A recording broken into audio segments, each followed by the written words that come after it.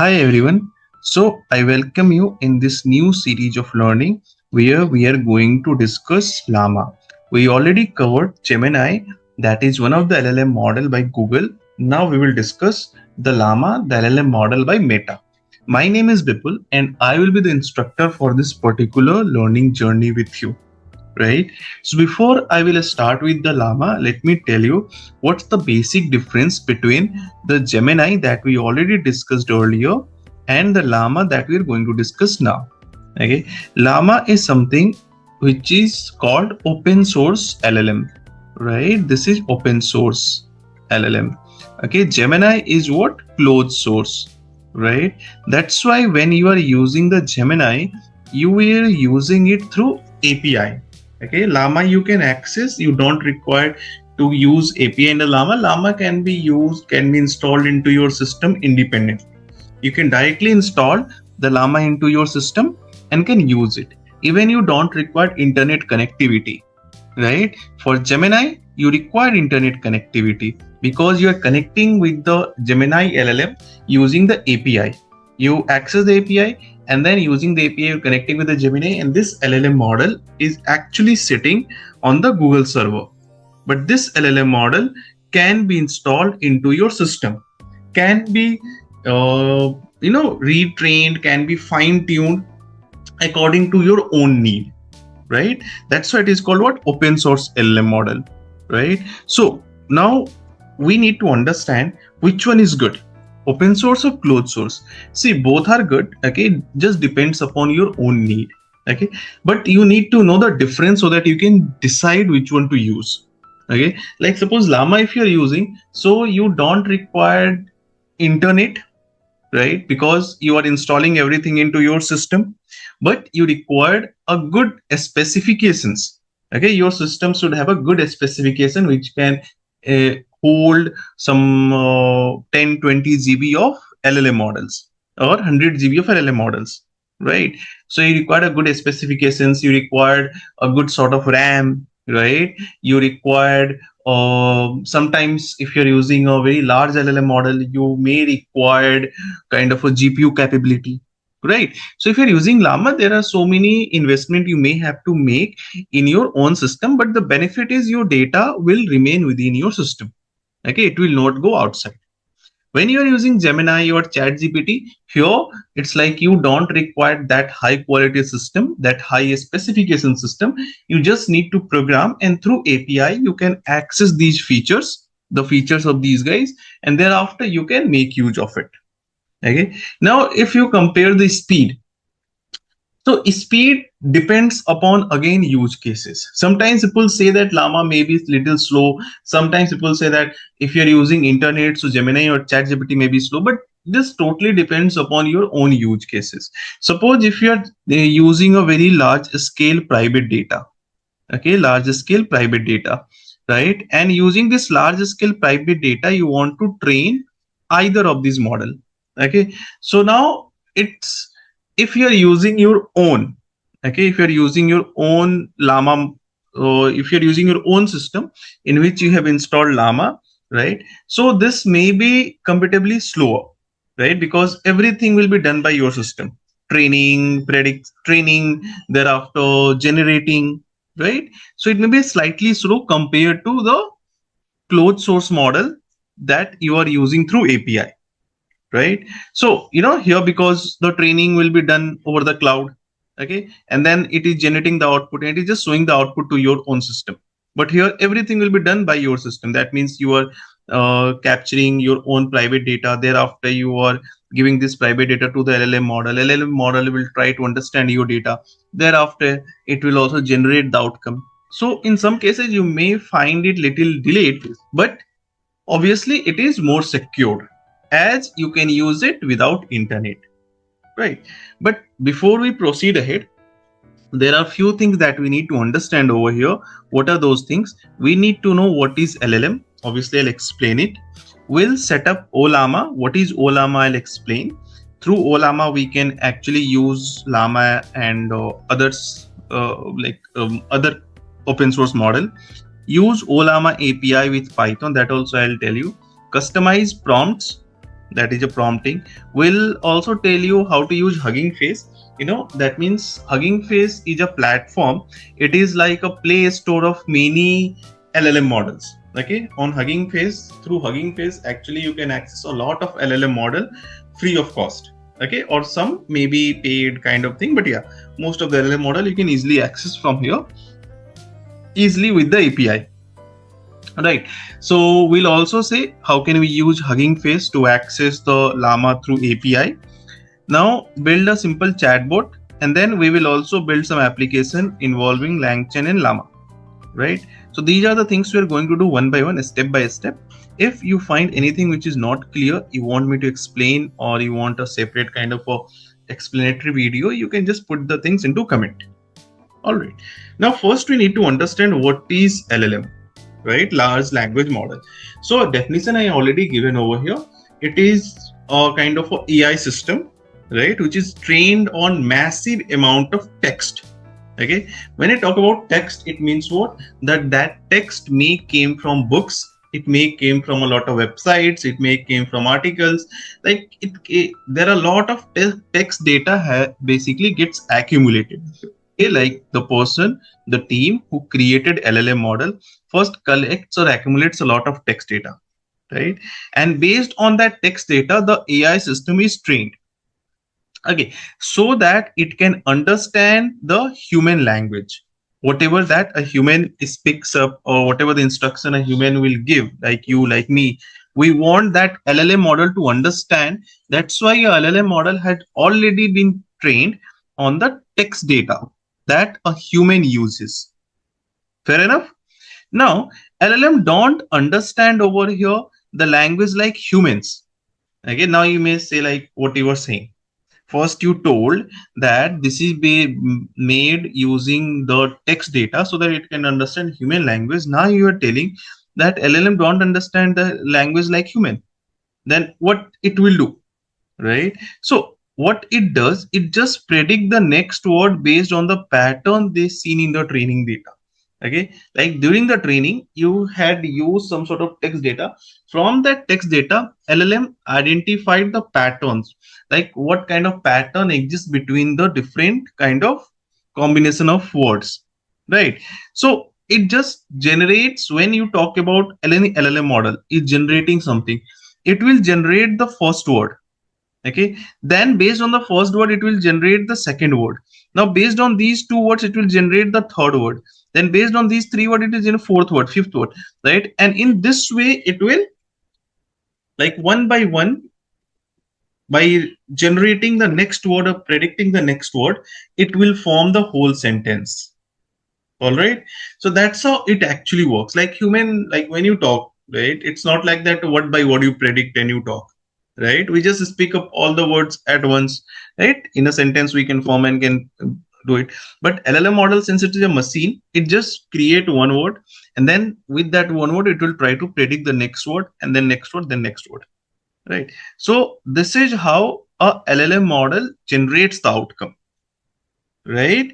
And it is basically, it can generate the outcome like this because it is trained on a lot of text data, okay, that a human uses in different languages.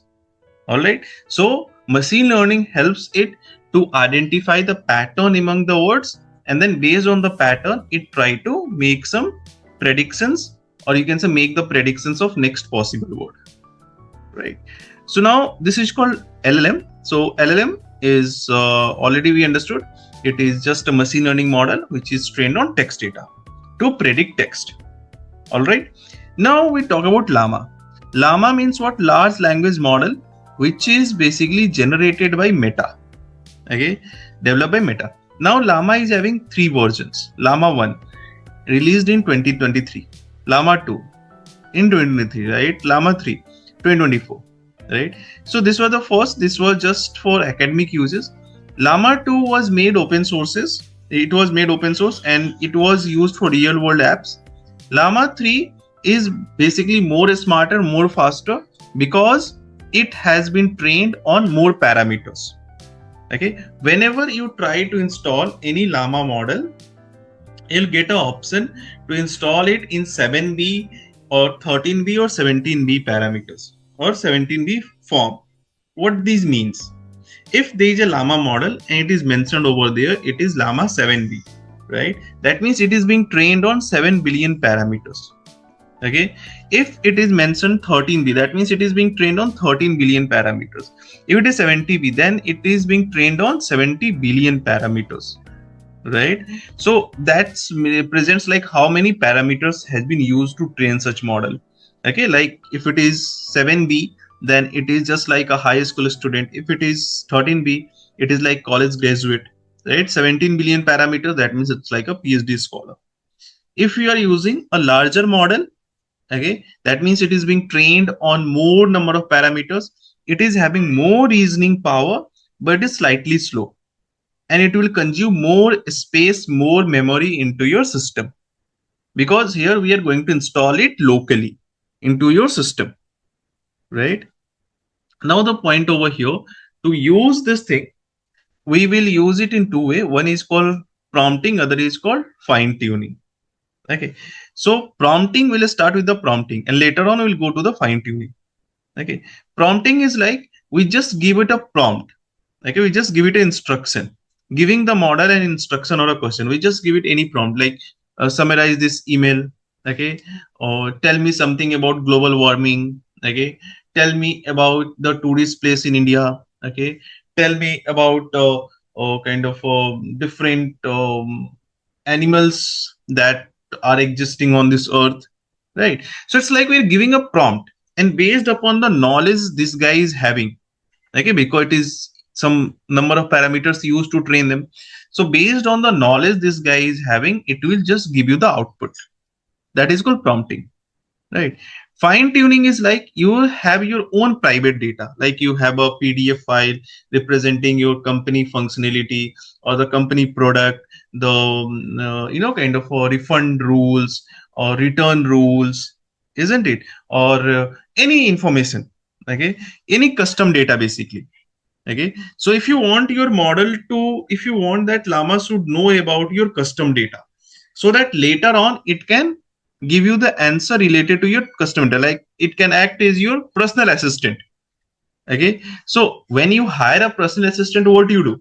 You just give a training to your personal assistant, right? Like, this is my company, these are the products we make, okay, this is how we function. Okay, so here we have to create a document representing everything about our organization, and that will be our custom data. And then after, we'll teach our LLaMA model with this particular custom data. Like, here is an example, teaching it medical terms using doctor transcript, so that it can understand different medical term, and then you can ask any question related to healthcare sector, right? So we'll start with the prompting part first. Okay, so what can we use LLaMA, where we can use it? We can use it for customer support chatbot, we can use it for teaching assistant or tutor boards, we can summarize news PDF or docs, we can use it for the coding assistant, we can generate the ideas for writing, right? So these all things we can do with the help of LLaMA. All right, so the first thing that we are going to do over here is, like, we'll just try to understand how to install and how to use it, right? So for installation purpose, right, what we do, we make use of Ollama, right? So what are we going to discuss now? We are going to understand the installation purpose. So what are the things that we required, and what kind of a specification my system should have. Okay, so if I want to install and run LLaMA, then we required Ollama, right? Ollama is what? Is a tool that makes it easy to download and run large language models like LLaMA. Okay, it means what? If I want to install LLaMA into my system, first thing I required Ollama. So Ollama is just like a software or a tool you can consider, using which you can easily install LLaMA into your own computer. Okay, so that you can use LLaMA even if you are offline, right? That means you don't require internet, right? So it gives a chat-like interface in your terminal and can be integrated with Python apps, right? So initially you can use it into your terminal, and later on you can also integrate with the Python or any kind of application. So this is just like a chat GPT, okay, for your computer, which will be powered by LLaMA, and you can use it without internet, right? So now what to do? To do this thing, first we need to install. So how can we install? So for installation purpose, we have over here, we need to go to this particular website, which is called ollama.com/download. Okay, this is your first exercise that we do so that Ollama can be downloaded into our system. So once you download this Ollama into your system, next what we need to do? We need to download and install the different. First it will be installed, and thereafter we will install the LLaMA into our system, or download the LLaMA into our system, right? So once it will be done, then what will happen? We can check if it is running or not. So to check it, we will go to our command prompt. I'll show you, and in the command prompt we'll just run over here Ollama version. Ollama version. Okay, so version is 0.7.1. That means Ollama is installed into my system. It is already running into my system. Next, we need to do what? We need LLaMA into our system. So for LLaMA into our system, what we need to run this particular command. Okay, which command? If you see over here, Ollama pull LLaMA 2. Right. So when you run this command, the LLaMA 2 will get installed. You can also use LLaMA 3. Right, but LLaMA 3 may take more space. All right, so once you installed Ollama, you checked that particular version is reflecting over here. That means it is installed. Now we do what? Ollama pull this thing, LLaMA 2. Right, so when you press enter, it will just install it. I'll not press enter because I already have installed this thing. If I want to check what all LLaMA version I have, I can just use Ollama list. So if you see in my system, I have 3 LLaMA versions. One LLaMA 2, okay, which is 7.4 GB of space it is taking, right? Then again LLaMA 2 latest, this is 13 billion, this is 7 billion. Okay, 7 billion parameter is taking 3.8 GB. And I also have not 7 billion, I guess it is 8 billion, because we have 8 billion parameters, right? If you, I'll show you. Let's check once. Y2X. Just guess over here. See, we have okay, 7 billion, 13 billion, 70 billion. Okay, fine. So in LLaMA 2 we have 7 billion. Fine. So it is what? 7 billion, right? This is 13 billion, and this is 8 billion. LLaMA 3 we have installed 8 billion. Okay, I can choose any one of them for any kind of execution. Okay, let's suppose if I want to use use LLaMA 2. So what I can do, I can just use over here Ollama run. Okay, and if I want to use this thing, so I'll just copy this, I'll paste it over here. Okay, so now as I execute it, it will start running what? The LLaMA 2. Okay, model requires more memory. So it means there may be a, when you are getting this kind of thing, it means what? It means you may be running some of the software which is consuming some of the space, some RAM space into your system. That's why it is not getting enough space to run into your system. So what we can do? We can try with just LLaMA 2, right? Because LLaMA 2 is using 3.8 GB, right? So it requires lesser space. As it requires lesser space, you know, the chances of this thing, this particular LLM model to run into your system will be higher. That's what I said you earlier, that when you use LLaMA, your system specification plays a very important role. Okay, like you can see 13 billion parameter didn't work over here, but the LLaMA 2 with 7 billion parameter it worked. Okay, this will also work because this is also required just 4.9 GB of space. That also I can check.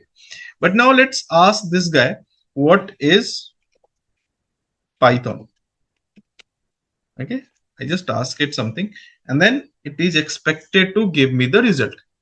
So it is saying Python is high-level interpreted programming language that is widely used for various purposes such as web development. Now, you know, to use this, you don't require actually internet, right?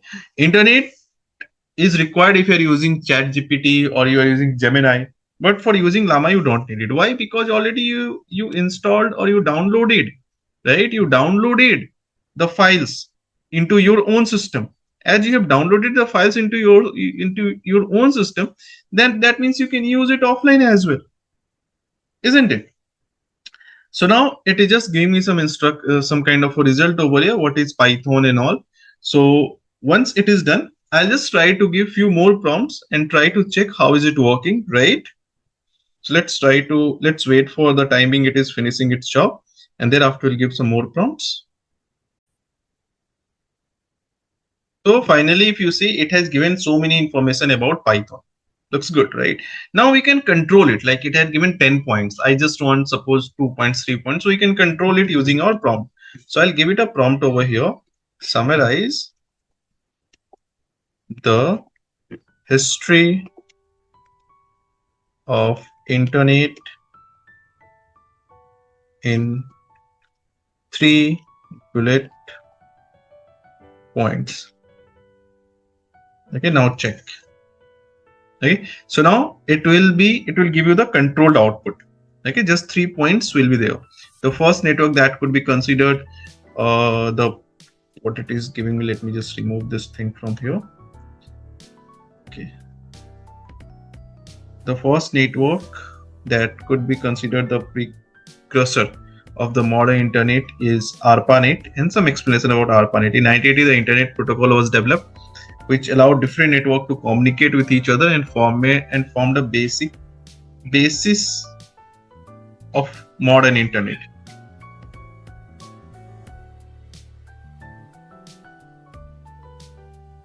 All right.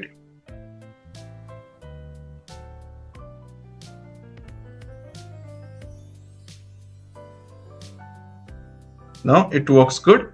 Now let me give it few more prompts over here. Okay, let's say I'll give it a prompt. Let's check few prompts like write a welcome email for a new employee. Okay, so let's see what it is doing. Nice. So it had given subject and thereafter the employee name, and then what message required that it is giving to, that it is generating, right?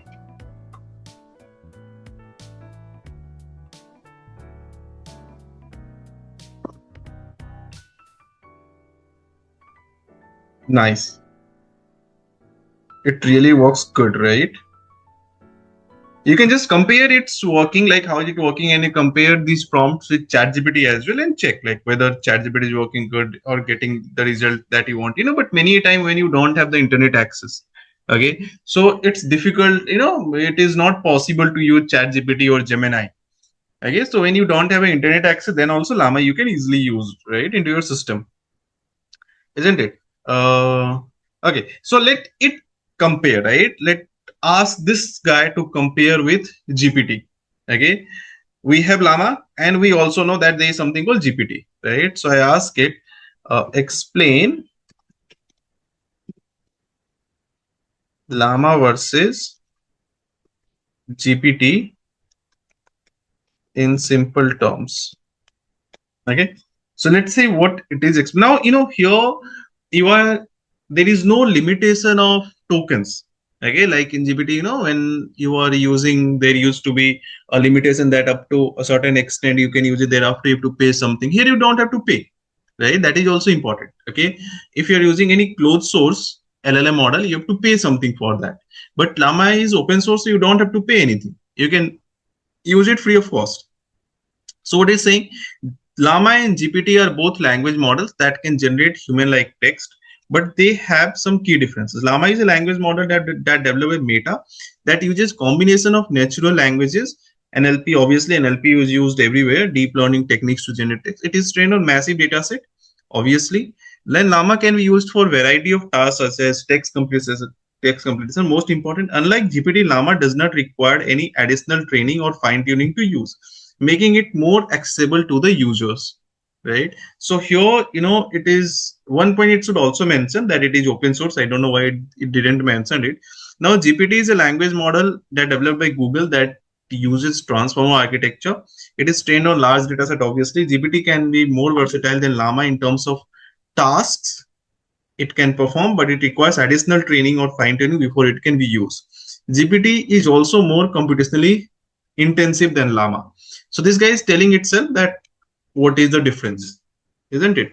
So, this is how you can give the prompt and can make use of it. Okay. Now, if I have to close it, so what can I do? I have to give it like this. This slash should be opposite, right? Now I came out of it, right? Now, as I have multiple LLaMA model, I can check it like this. If I want to use this guy, okay, so what I can do, I can use Ollama run this thing, right? So now it will, if I have enough space left, it will run it. If I don't have enough space left, it will say that you require few more spaces. So it is good. You can install some lightweight model, some heavyweight model. So now it is working, right? So that you can just use them according to your requirement, right? If some lightweight model is not giving you the result of what you're expecting, so you can use some heavyweight model. Now we will work on server. That means we'll see like how can we use LLaMA to create a application, okay, some web application. Now if I want to use LLaMA to create an application, what we need to know how can we use it for the server purpose. Okay, so here if you see, I mentioned over here, these are the prerequisites to use LLaMA. First of all, it required Python installed, okay, and Ollama should be installed, and tools used like Python plus request. So request as of now we don't need it. When next in the next practical we have to use request. I'll tell you when it is required. You must start Ollama in API server mode. Now we need what? We are going to work on this thing. Okay, what it will do? This will start a local API server, right? Next lab that we do is like we'll start a local API server, so that using this API, right, we can create our own application, isn't it? We can create our own web application. We can create any kind of application like a kind of a generative AI application. We can, and that application can be deployed anywhere. So next is about using the Ollama server, right? So first practice this thing, make sure everything is installed into your system properly, things are working. Thereafter move to the next part in which we will discuss Ollama server. All right, keep learning, stay tuned. Hi team, so let's start with our next step.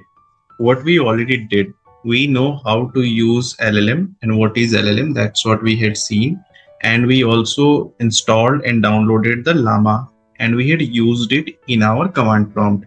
We set up the LLaMA and we did our first chat as well. Just for a quick revisit, I'll show you what actually how LLaMA can be used, right, once you install it, right? So for using LLaMA, we are using Ollama, right? So now if I want to check what all LLaMA model we have, what I can do, we can use Ollama list. This will show me all the LLaMA model that I have. Now whichever LLaMA model that I want to use, I can do what? I can just use it like this, Ollama run and then the model name, right? So that particular model will activate it and I can make use of it. So let's see how it will get activated, and thereafter we'll see how can we use it.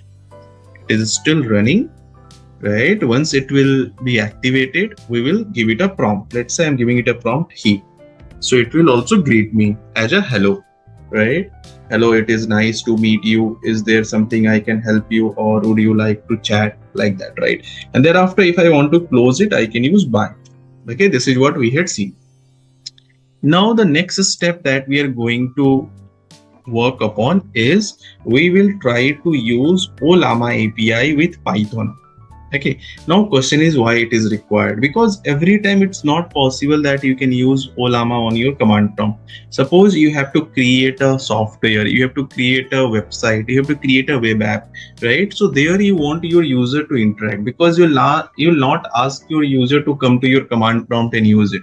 Okay, you have to create a UI through which user can interact, user can use your LLM model, right? So for the purpose, we have to create a software. For creating a software, we need a programming language. So here we are using what? Python, right? So what are we going to do now? We will work on this part.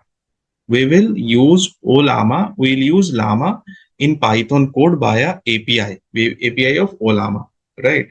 So for that, we need the Python 3.8. It should be working. Ollama should be working. Ollama is already working. We have checked just now. We require Python, and then we also require a library called request library. This is a library also we required. You must start Ollama API in serve mode.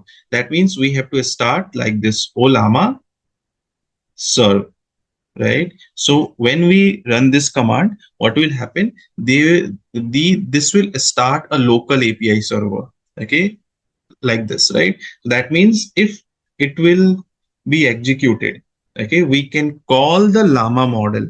Okay, we can call the LLaMA model for our use case using this local web address, which will act as a API for us. All right. So this is what we are going to work upon. So by the end of this particular journey, what we will have, we will know how to send the prompts. Okay, so we already know how to send the prompts, but here we'll know how to send the prompts to Llama from Python script. Okay, from Python script. Okay, this is what we'll see. Second, we will receive, right? We'll receive and print AI generated. Okay, whatever the AI will generate. Okay, it can be text or anything. Responses as a output. That means we give a prompt, then AI will generate something, we'll receive and we'll print it. And third thing that we will do over here is what? We'll build a reusable function. Okay, we'll build a reusable function to generate output. Okay, to generate output, right? For any given input. Okay, these are the things that we are going to cover here. My name is Vipul and I will be the instructor for you. All right, so let's see how can we do all these things. So to do these things, first of all, we need to go to our command prompt. All right, so let's move to our command prompt. Okay, here. Okay, and here we will start Ollama serve. Okay, so it is showing me this thing, that error listen TCP. That means Ollama server is already running. Okay, how can we check? We need not to run it once again. Okay, we may have executed earlier, that's why it is already running. If it is not running, it will show you that it started running. But since it is already running, we can just cross check it. We'll copy this thing, we'll get back to our web browser. Okay, and in the web browser we'll paste it over here and check if it is running or not. That's good. Ollama is already running, so we need not to do anything. Okay, we just need to do next what? We need to install one library, which is your request library. As I told you, this request library is required. Okay, this is required to make a request to the Ollama or LLaMA API. Okay, so if I want to call the Ollama API, I need this library to be installed.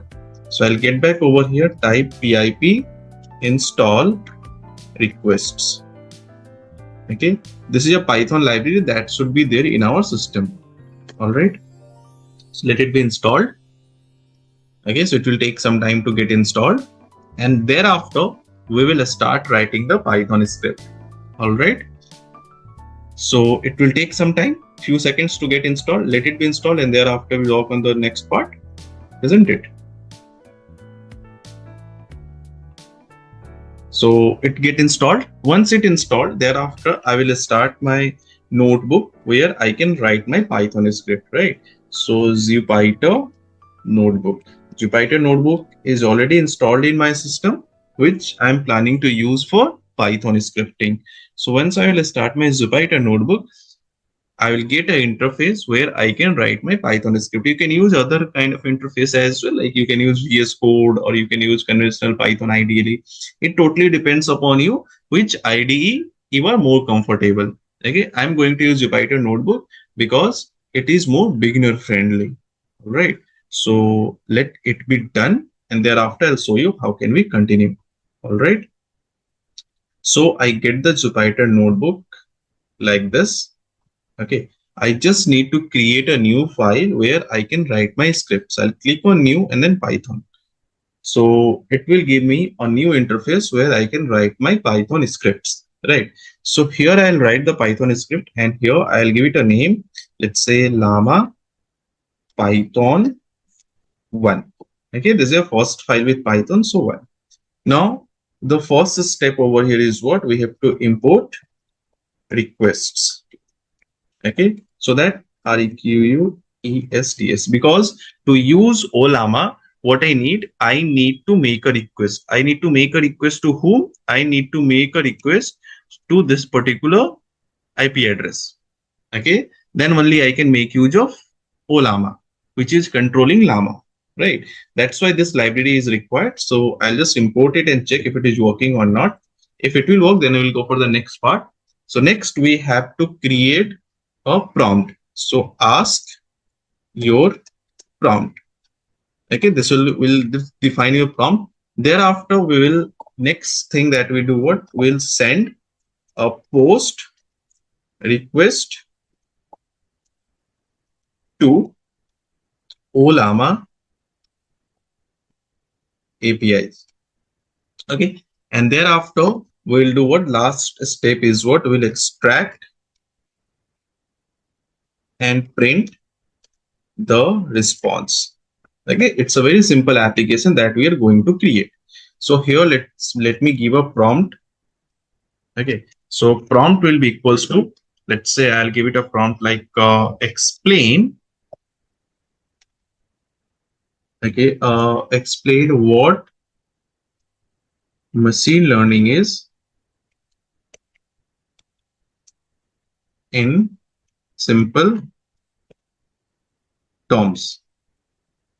Okay, this is what we'll do. Now I have to send a post request. So for that, we'll use our response is equals to, right? So whatever the response will come, I want to store over here. So to generate the post request, I will make use of this guy, because right now I don't have any browser. It's not like that in the browser address I can put the IP address or I can call API, right? Here program will make a call. So how can a program will make a call? Program can make a call with the help of request library. So post, and thereafter what it requires, it needs to call the API over here, right? So which, let me just copy this entity from here. I'll copy it, right? And I'll get back to my this development window, and here I will just define it over here. Okay, here I need to make a call, and then I have to give API/generate. Okay, this thing I have to add it over, GENERATE, spelling should be correct. Okay, thereafter I have to give the prompt. So for giving up the prompt, I need to define JSON.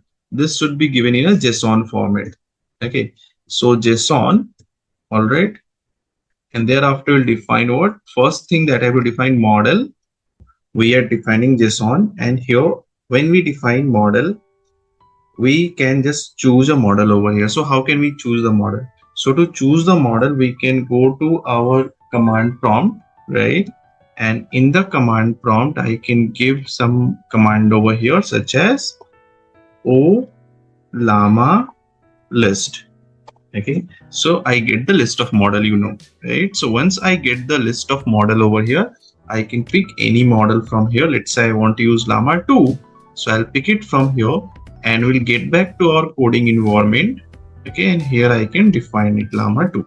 That means I want to use LLaMA 2. If you want to use LLaMA 3, you can use LLaMA 3. It's totally up to you. So once your model is defined, next I have to define the prompt. Okay, so what is prompt over here? the prompt that we have already defined here. So let's call the prompt. All right. So now when you execute this program, this part will execute and we'll get the response. I just need to print the response. Okay. So print over here, llama says, okay, and I can give a new line over here, right? And I will print response, whatever the response that we got, dot JSON, because the response will be in the JSON format. Okay, if I'll not give JSON, then what happened? Let's see. Let's execute it first, okay, and then we'll make the changes. So it is executing, and most probably it will call for your API. It will give the prompt, generate the output, and we'll see the output over here. Right. So let's see what output are you getting. Wait for a few minutes. It may be taking some time to start, because when we run in kind of a command prompt also, it takes some time to activate your LLM model. First time execution may take some time, but after that it will run more quicker.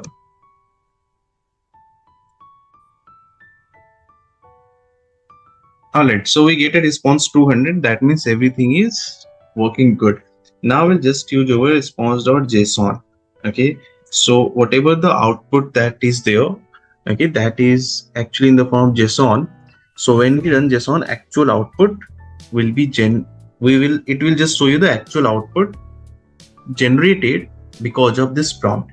So let's wait for a few more seconds to get the output over here. So we got the response, but here we are getting an error. Now what this error actually means, extra data, lines 2, column 1, right? So this error is because of this particular API that we are calling, right? What it actually means, just try to understand this thing, very important. All right. See, when you are trying to call this API, okay, you had given a prompt to this guy. Okay. So when you had given the prompt, what exactly happened? This thing is generating the output, okay, that's for sure, but the output is generating is streaming output. Okay, what it means, let me try to explain you like this. All right, just stay around for a minute, I'll show you. See what exactly happened. Okay, see, when you are calling API/generate, okay, what you call API/generate, right? Thereafter, this particular thing actually streams the output. It streams output. What it means, streams output. See what I told you in last kind of when I was explaining LLM, how LLM model behaves, how it generates the text. It generates a text word by word. Okay, first, like suppose I'm asking what is machine learning. So it will first generate machine. Based on this word, it will predict the next word, learning. Okay, is a process. Okay, so it's like it will just try to predict the next word with the help of initial information it is having. Okay, that means this is kind of a streaming. So to do this thing, it will returns multiple lines of JSON.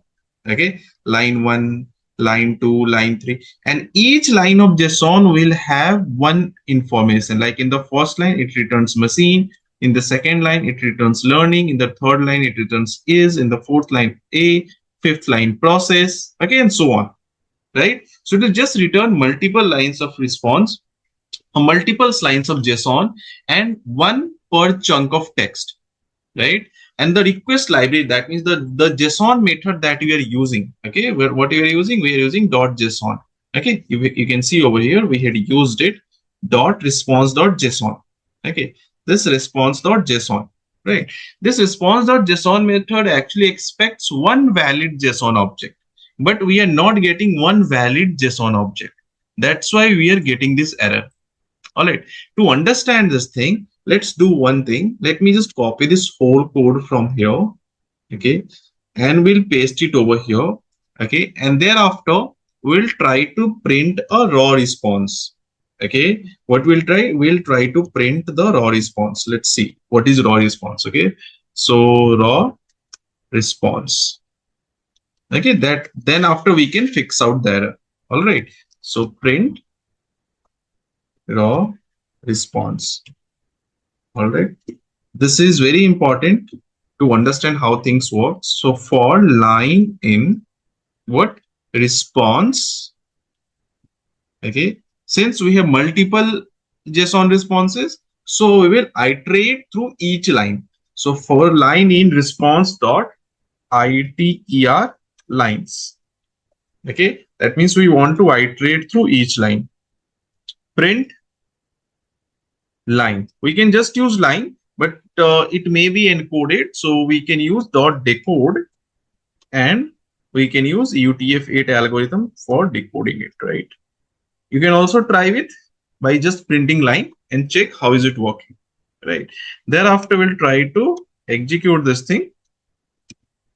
Okay, so I have executed it, and with this execution you will comes to know that what kind of response actually this LLM model is generating, and based on that response we will reconfigure our code to make it work, right? So let it be generated, and thereafter we'll see how things works. It is connecting with our LLM model to generate the output, right? Still checking something. Let's wait for a few seconds. So now you can see the output. First, it printed raw response. Then this is your first line of JSON, okay, in which it just go for new line. Okay, then second line of response just created or generated the word machine. Then next word learning. Then next word is. Then next word is E. Then A, right? A type of. So if you see, machine learning is a type of artificial intelligence, and so many things are there, right? So it just predicted or generated word by word, isn't it? So to generate the complete response, okay, if I want over here the complete response, what we want? We need to iterate through each line over here and pick this information from here, and we'll combine them to form the full sentence. Understood? So let's see how can we do it. For doing it, we have to write the logic over here, which can iterate through each line and find out the required word or required information or relevant information and put it into one single sentence, right? So let's copy this whole code, paste it over here, and we know whatever we need to do, we have to do over here, right? So now we'll say if line, that means if line is existing. Do one thing, we'll just write the logic in try and except, so that if there is any error, it can easily catch the error. Okay, so what we do, try what data is equals to JSON dot loads. Okay, so we are making use of one library called JSON, so we also need to import JSON over here. In case if it is not there in your system, you can install it by using pip install JSON. Okay, if it is there, it's good. If it is not there, then just install it, pip install JSON. Okay, so now JSON.loads, what I need to load? I need to load this guy, line.decode, this thing, right? So it will just load each line one by one. Okay, and from that line, it needs to pick what? It needs to pick this particular information called response, right? So we will see that if, if response, this is a key, okay, this is a key representing the word, right? So that's why we are saying if response is there in what? Data. Okay, if response is present in data, okay, we will do what? We'll print data response. We'll just print the response from the data, isn't it? And by default it will print in new line, but I don't want in new line, I want in a single line. So I'll use over here and is equals to a space, so that first word will be printed, then there will be a space, then second word, then a space, then third word, then a space, right? And in case there is any exception, so I'll say this thing, except exception, as ERR. What I say, I'll print the exception. Print ERR. Sounds good. So based on this, let's try to execute and check what happened. Okay. So I'll execute this line of code now. So here I'm getting an error because of this semicolon or colon is missing. Now I executed it and now I expect it to generate the whole output in a single line. So let's wait for a few seconds and we'll get the output over here. So we get the output. You can see the complete description. Machine learning is a type of artificial intelligence that enables computer system to learn and improve their performance on a task without being explicitly programmed, right? So it has generated the output which is expected from it. All right. So, but if you see the response before going ahead, if you see there is a space between IM and this one, imagine, right? Same way, there are so many words which are not complete, like A is over here, and D is over here, right? So it is why this is why it is like this. It is because we are using a space over here. Okay. So if there are, this may be one token and this is another token, right? So we don't want it like this. So we'll not use any space over here. So thereafter, this will be considered as a single word. And here also I'll make a change. LLaMA saves. Okay. And then I'll ask it to generate the output, right? So let's execute it once again and see how it's working.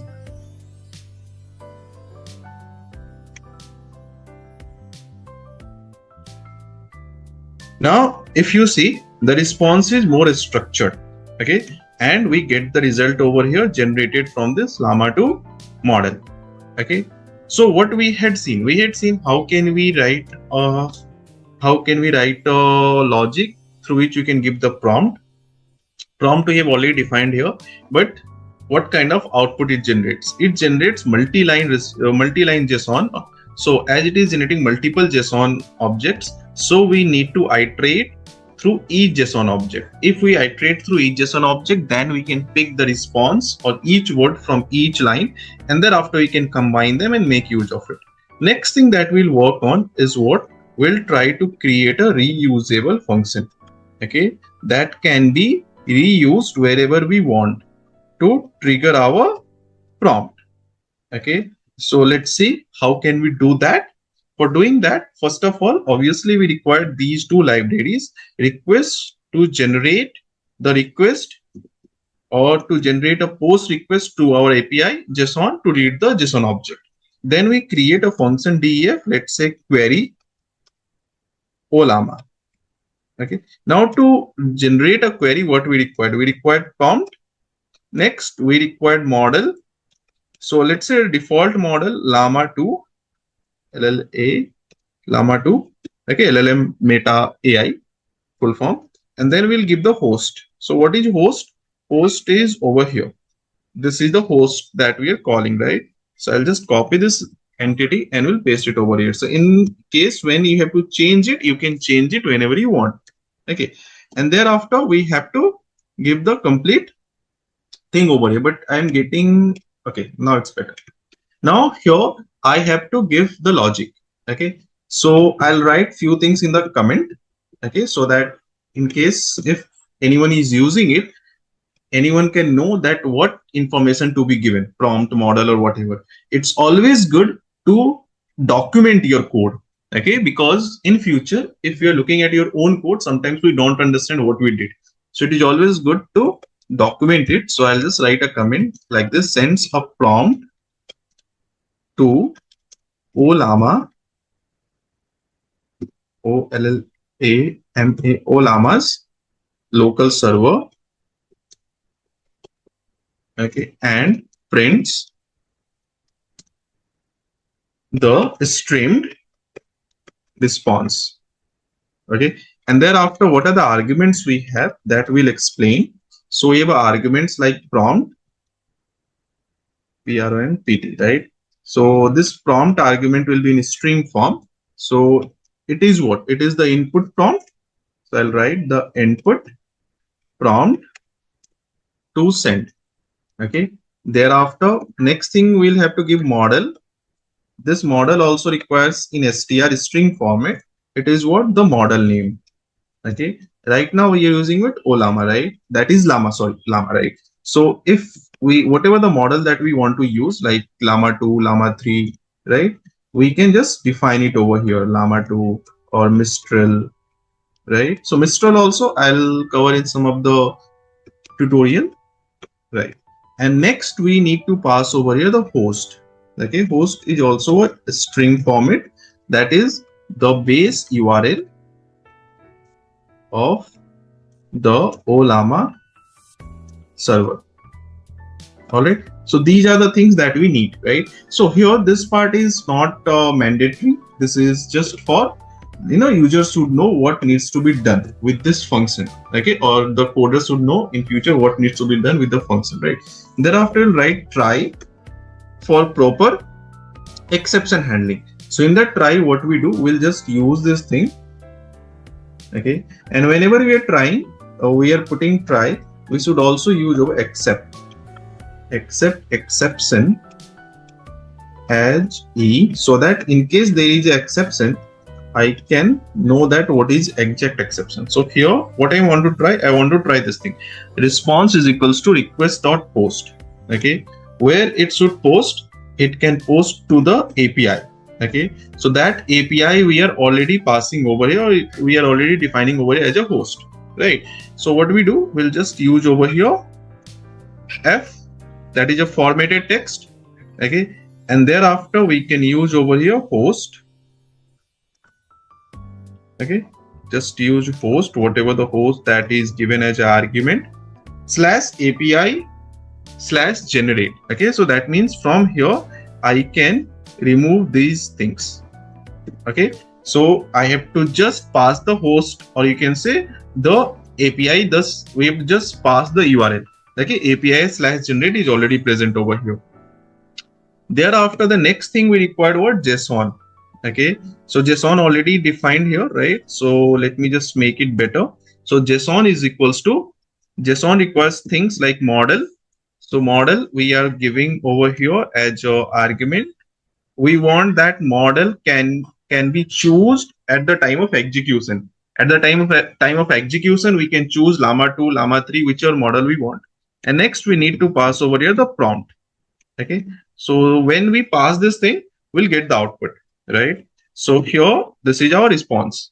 Thereafter we have to do what? We have to write the thing to read the response.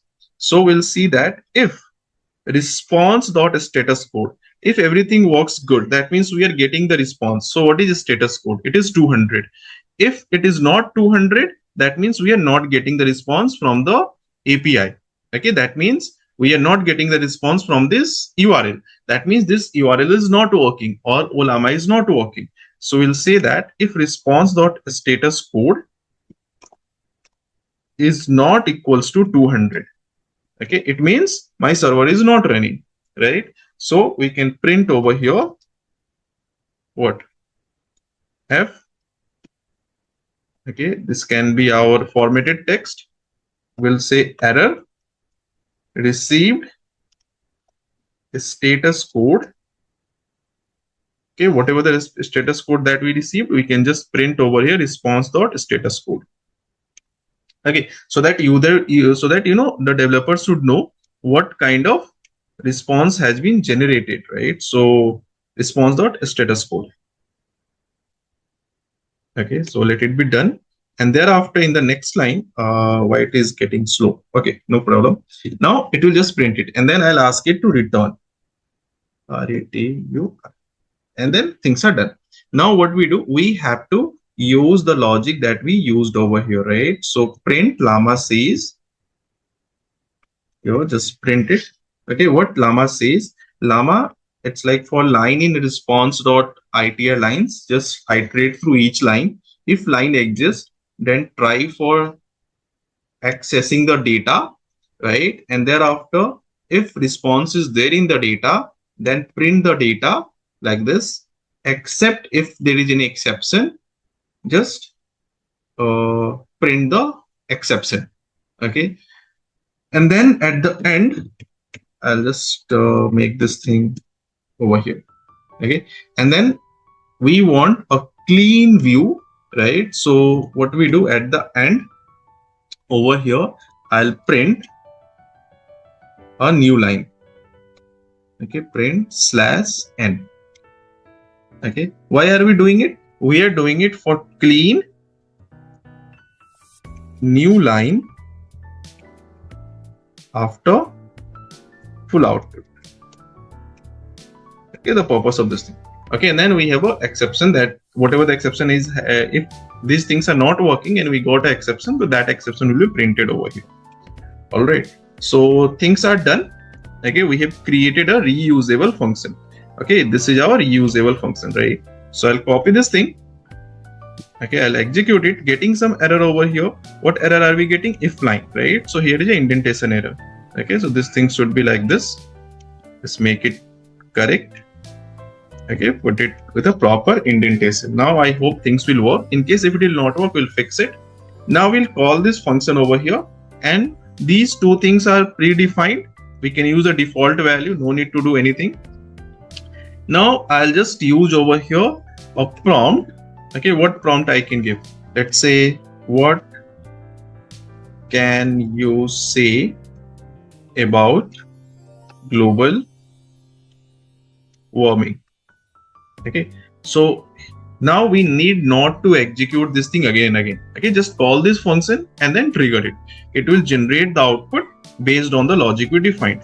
So when I execute it, it will make use of everything that we have defined within the function and try to generate the output. So let's wait for a few seconds. It will generate the output, and thereafter we'll discuss further. So we get the result as we expect. Okay, so it is just printing the output. Suppose we want it to return. Okay, why returning is important? Suppose if you want to create a user interface or kind of a web app, right? So in those cases, you want the function should return the outcome so that that output can be stored in a particular variable. Right now, I can't store it into any variable. Okay, but if I want to store it into particular variable, what we want it to return something, right? So if I want it to return something, what I will do here, I'll define a variable as a full response. Okay, this full response is something which is right now blank, nothing is there. Okay, thereafter when it is generating the response, like here, if response in data, right? So here the full response I'll take from here plus equals to what? The data response. All right. Okay, so I just store the response into a full response variable, right? And when everything is done, okay, at the end, what can we do? I can just before over here print, okay, here I'll say return full response. Okay, right. And now we don't want to print it, so I can just comment it as I don't want to just print it, right? So now if I execute this thing done, and then this one I'll do what? Result is equals to this one. Okay, that means I want to store the outcome into a particular variable. And here what I do, I can give some other prompt. Let's say explain how neural network works. Okay, so I'll execute it, right? So once I execute it, the outcome will be stored in the result, and thereafter we can print the result. So let it be done, and thereafter we will print the result. So you can see it is printing what only LLaMA says. Okay, why it is printing LLaMA says? Because this is what we didn't comment it. Okay, we had not commented, right? Now the output is in the result, so I can just print it. So print full response. Okay, and then I want a new line /n. All right, and thereafter I will print over here result. Okay, so let's see what happened. It will just print the result that we want. Okay, so it is saying a neural network is a computer system inspired by structure and so many things, right? So we had seen how can we create a reusable function that is created to return a response, and that response can be stored in a particular variable, and now we can easily create our user interface where output can be shown, and this will also work offline, okay, without internet, right? So next we'll go ahead with our some mini project. That means we'll try to work on customizing the prompt and run some mini project. This is what we are going to see next. So first practice this thing, finish this thing, let me know if you find anything which is not working, right? And anything for you which is not configured well, we'll try to fix those problems. You put your thoughts into the comment. Thank you everyone. Stay tuned for the next step. Okay, team. So let's move ahead to the next part of our journey. We had seen what is LLM and what is LLaMA. We installed Ollama, we installed LLaMA, and then we used it in our command prompt. And later we also used it in our Python programming language. We had seen how can we write a Python script called Ollama API, as well as we had seen how can we create a reusable function. All right.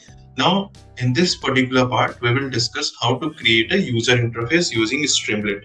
Okay, and with the help of user interface, we'll try to create a basic chat app. Now, this will be your project that you can add into your profile or portfolio as well if you want to use it. So in this journey, what we do first, we'll try to see, we'll check how can we install Streamlit. Streamlit is what? It is kind of a Python package which is used to create a user interface with which user can interact, a kind of a web app that we can create. Next thing that we do, what? We'll connect our app. Okay, we'll just create and we'll connect our app to LLaMA. Okay, so to connect our app to the LLaMA, what we do, we'll make use of Ollama API, right? Using Ollama API. Using this, we'll connect our app to the LLaMA. Next, we'll do what? Next step is we will chat with our AI assistant, right? Our AI assistant that we create, we just chat with our AI assistant in a browser window, right? In a browser window. So these things we are going to cover over here. So let's start with this journey. My name is Vipul, okay, and I will try to make you understand this particular concept in very basic and easy form as we had covered the last things. All right. So let's start with the first part, that is installing Streamlit. All right. So to install Streamlit, which will be used for creating the UI, we can use pip install Streamlit. I already created a detailed tutorial video on Streamlit. Okay, so please explore the playlist in which I explain the complete use of Streamlit. Here I'll give you the high-level understanding. This is just a package which is used to create a user interface for our application with which user can interact. So this will install it. In my case, it might have already installed. So that's why it will say requirement already satisfied. All right. And then once it is done, we can test it. I'll show you how can we test it. Let it be done. It will hardly take few more seconds. And then we'll just use over Streamlit. Hello. Okay. So this will confirm that Streamlit is installed in my system. Okay. How is it confirmed? If you see, we will get this kind of interface in our browser. Okay, if you're getting this kind of interface into your browser after running Streamlit hello, that means it is now installed. Next step is what? We have to create our app. Okay, so for creating our app, we will use VS Code, right? So I'll move to VS Code like this. And here we want to create our app. So for creating our app, I'll just select a folder. Okay, you can choose any folder in your system like this. Okay, by clicking on open folder. Okay, and then you can just select a folder in your system, or you can also create a new folder. Okay, it's up to you, right? So let's say I'll create a folder called LLaMA app. Okay, So I created a folder called LLaMA app over here. Okay, and this is being created in my D drive. So you can create any folder in any one of the location and can choose it. You need to do what? Just go to file and then open folder, right? When you click on file and open folder, you will get an option of creating a folder. You can create any folder in your system, and then you will have a project folder. So this will be a project folder. Project folder means what? In this folder, we will have the projects file. All right. Now we'll create in this folder a Python file. So here, new file, and we can give it a name. What name shall we give it? Let's say I'll give it a name chat llama LLaMA app.py. Okay. So now this is a app that we're going to create. So how do we create? Simple. We can just import Streamlit as st. Okay. Thereafter we will import requests. Okay, thereafter we will import JSON just like we did it last time, same thing. Okay, so why request is used? I hope you know this is used to request the API. Which API? The Ollama API. Okay, like Ollama used to run on a local host, so that API we can call using this thing. Thereafter we have to create a user interface, right? So first you over here I'll create st.set page config. Using this, we can set the title of our page. So page underscore title is equals to, let's say, I'll give it a name, chat with llama. Okay. And layout, I can just give over here center. That means I want to put everything in the center. So centered. Okay, this is your page configuration. And then st.title, the application title. Okay, so let's say I'll give it a name, chat with llama 2. Okay, and I can give something like offline AI app. So that means if you have this app, you don't require ChatGPT. Okay, you don't require internet. Okay, you can use this app just like ChatGPT. Okay, but without internet. All right, so you can save this thing, and thereafter you can go to the location where you created it. So in the D drive, in the LLaMA folder, we have this application, right? So I'll show you. This is your D drive. In the D drive, in the LLaMA app, I have this thing. So I will launch a command prompt over here. Okay, and thereafter, in this command prompt, what we do, I'll show you. So in this command prompt, I have to run. So for executing it, what we will do over here, we'll just use Streamlit. Or first, let me have all the entity in this folder. I have chat llama app.py. Okay, so what we do, we'll run over here is Streamlit run. Okay, this particular thing, right? So when I execute it, you will get a IP address, and when you use that IP address in your web browser, you will get it, right? So in the center, we have a header chat with llama 2 offline AI app, and at the top, this is what we have, chat with llama. The with spelling is incorrect, that we can correct. So now we'll get back to our coding interface once again, right? Here I can correct it. Anyway, now next what we need a field where user can put their prompt, right? So here text input or user input. Okay, so I want user prompt, right? So user underscore prompt is equals to, let's say, st.text underscore input. So here user can feed the input. So for that, I need to ask the user that what prompt, like there will be field where user can feed the things, right? So that means a kind of information that it will be given, so that user should know that what user, that okay, here user needs to put the information, and then we can define the placeholder, and I'll say type your message here. Okay, so that is it, right? So I'll save this guy, and after saving it, we'll go and again we'll try to refresh our web app, right? So let's refresh this web app. So here it's saying type a message here. So now this is our interface created. So let's say I'll ask it, what is Python programming language?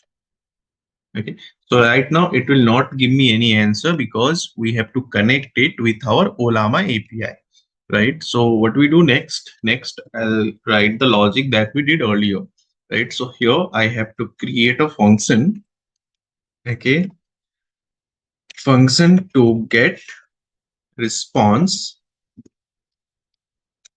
from LLaMA, okay, that is a function we required. And second, we will use over here of a kind of a to generate and display the response. Okay, these two things we have to do step by step.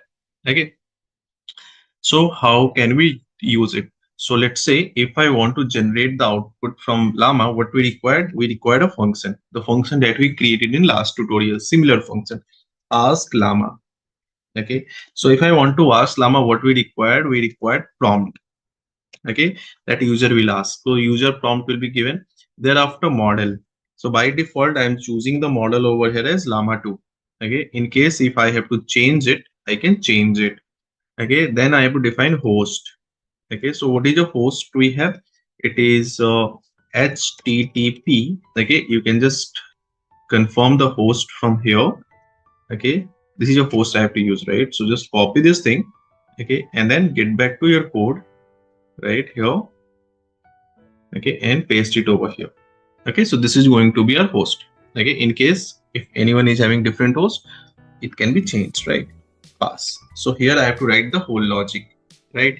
And then how can we generate? See, when user will enter the prompt, so if user input is existing, okay, then only it should execute, right? If user input is existing, then first with st.spinner. Okay, that means it will create a spinner which will showcase a kind of a process that is going on, okay, thinking, right? With st.spinner, because you know when user gives the prompt, okay, output don't get generated all of a sudden. Okay, it takes time. So whatever the time that it is taking to generate the output, a spinner will rotate. So llama underscore response is equals to, I have to trigger this guy. Okay, and when we trigger this guy, what will be the argument for it? This will be argument for it. All right, so this function will be a return type function. So once we get the output, we have to showcase it. To show it, we'll use markdown function. Okay, markdown what? The here we'll just write over here a message double asterisk LLaMA. So it will show bold later llama and then st.success. Okay, here whatever the output that we got, that we will show. Okay, that is it. All right, so now this will I save, okay, and I'll check how is it behaving. Obviously it will not do anything right now because main logic we have not added, but anyway, let me check how is it working, right? So here I'll enter create a Python program to find prime numbers between 1 to 100. Okay, so when I give it, so it is saying none. And why it is saying none? Because as of now we have not connected it to the LLM model. So next we'll try to connect it to the LLM model and we'll check how it will behave, right? So for connecting with the LLM model, first we'll, as we had used earlier, we'll use try and accept. So try accept accept exception as e print e. So here we are going to try the thing. So what we'll try first, we'll try over here the response will store is equals to requests, the request library that we already have, right? Request dot post. to generate the post request. So when we generate the post request, what we actually do over here, we had seen if I want to generate the post request, we need to feed two things. If you compare with the previous program, okay, it is like host and JSON. All right, so I can copy this thing as it is, okay, and then I will use it in our current program. All right, so we need this thing.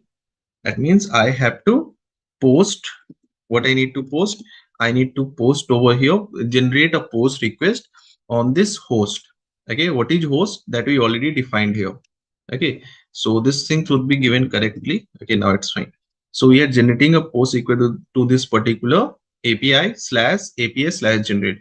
So we'll call this particular URL/API/generate, and then we'll define JSON, like we'll define the model and prompt in the JSON form. And then when we call it, this whole thing will be called as a post request. That means this information we are passing to this guy, right? So it will generate a response, and that response we are storing over here in the response, right? So now we will also check one thing over here. If the response code, right, is not 200, that means if suppose Ollama server is not running, okay, so if Ollama server is not running or because of any reason, okay, it is not getting the status code 200, okay, status code double equals to, sorry, not equals to 200, then what it needs to do, it needs to return, okay, what it needs to return, error. Okay, what error? The status code. It needs to return the status code, and that status code I can just show it over here, response.status code.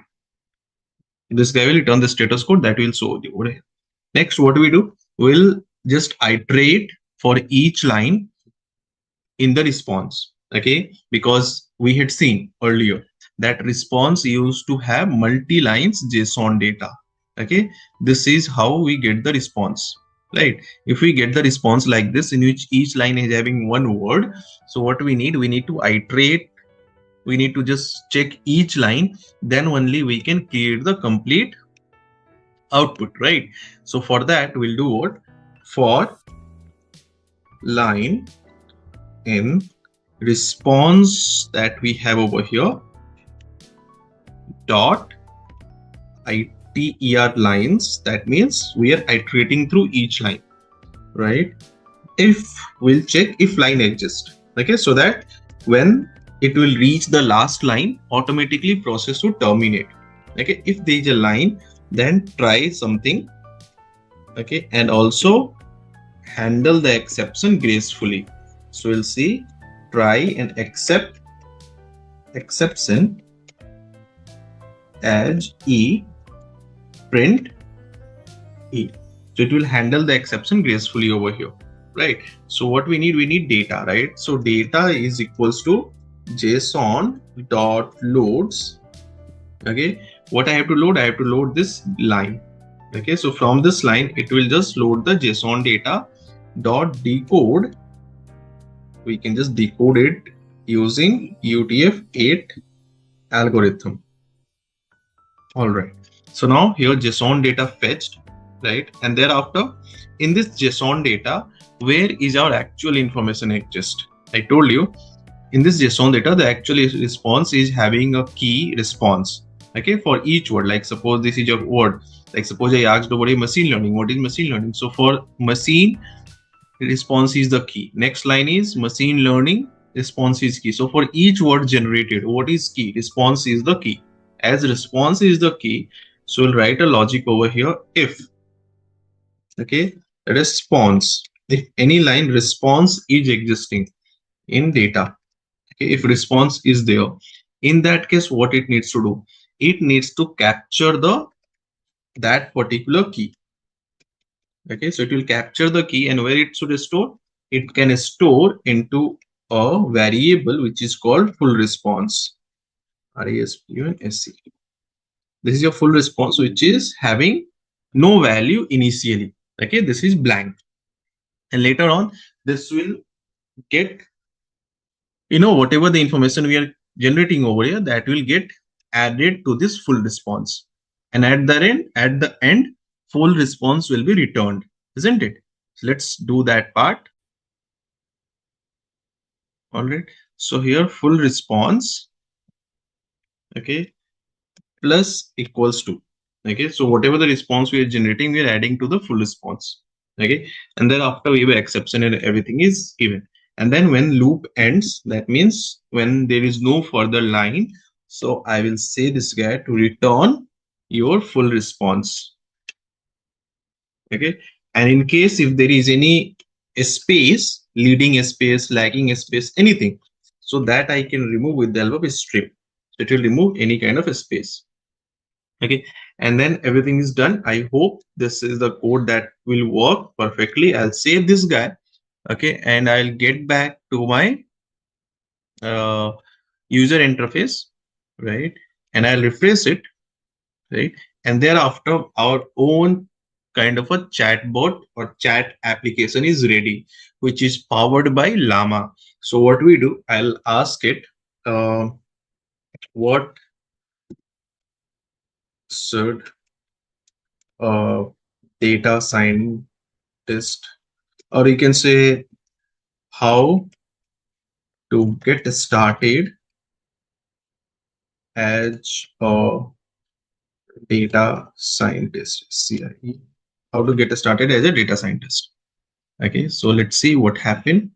Okay, so I'm getting a status code over here 404, right? That means there is something which is not working well, right? So what we do, I'll open up my command prompt, okay, and I'll just use it over here, Ollama serve, okay, just to check if things are working or not. So it is saying that this guy is working, and I will again get back to my this particular interface and I'll refresh it. So as I refresh it, this is also saying it is working. So now I'll get back to my code and we'll check if anything incorrect I had given. So here it's like 127, this is fine. And then API/generate is also good. Okay, so we had accessed over llama. So here if you see I did a mistake. Okay, here it's not equals to, it's just llama 2, right? So again I'll save it and again I'll get back to this interface. Again I'll check it, refresh it, right? So how to become a data scientist, SCIENTIST, right? So let's say what it is doing now. It is thinking the spinner is active, right? It is connecting with the llama LLM model, right? And Ollama make it possible to connect this guy with the llama LLM model, and thereafter the output will be generated, and in few seconds we'll get the output over here. So just wait for a few seconds and you'll see the output. So it has generated the output over here that you can see, right? Now, I'll ask few more things over here. Let's say how to become a Python developer. All right. So I'll ask this question and then again, let's see what it is replying. So it just given the step-by-step description, like how can you become a data scientist, right? So how to become a Python developer, if I ask, again, it will take some time to generate the output. And then once it will generate the output, we'll check like what output it has generated. All right. All right. So it had given the step-by-step process to become a Python developer. Now I'll make some changes. If you see, it is not showing me the chat history. Like what I asked earlier, it is not showing me. As well as I want it to be little faster, right? So we'll try to use llama 3, as well as we'll try to make this thing works with a chat history, right? It should also, I want that it should show the chat history. So let's get back to our coding environment, and here we'll make some modifications so that we can have the chat history over here, right? So for the chat history, there are a few things that we have to add here. Let's say we'll initialize the chat history just after the before the user prompt. Okay, let's say I will initialize over here the chat history. So initialize initialize chat history, isn't it? So that user can check like what they had asked earlier. So here I'll say if, let's give in history,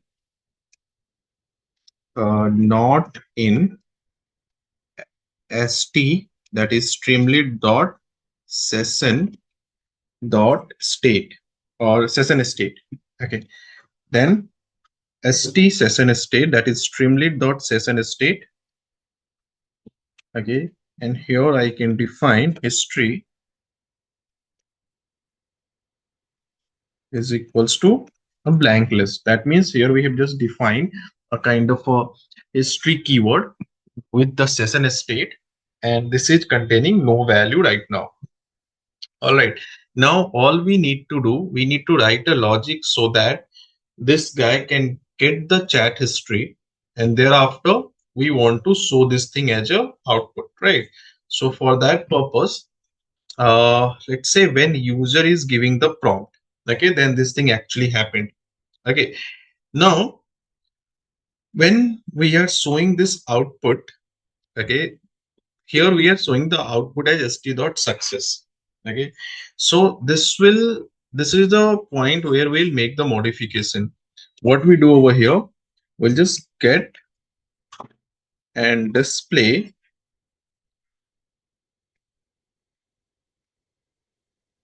Okay, let's try to do it. Get and display llama's response. Here we want to show the llama's response.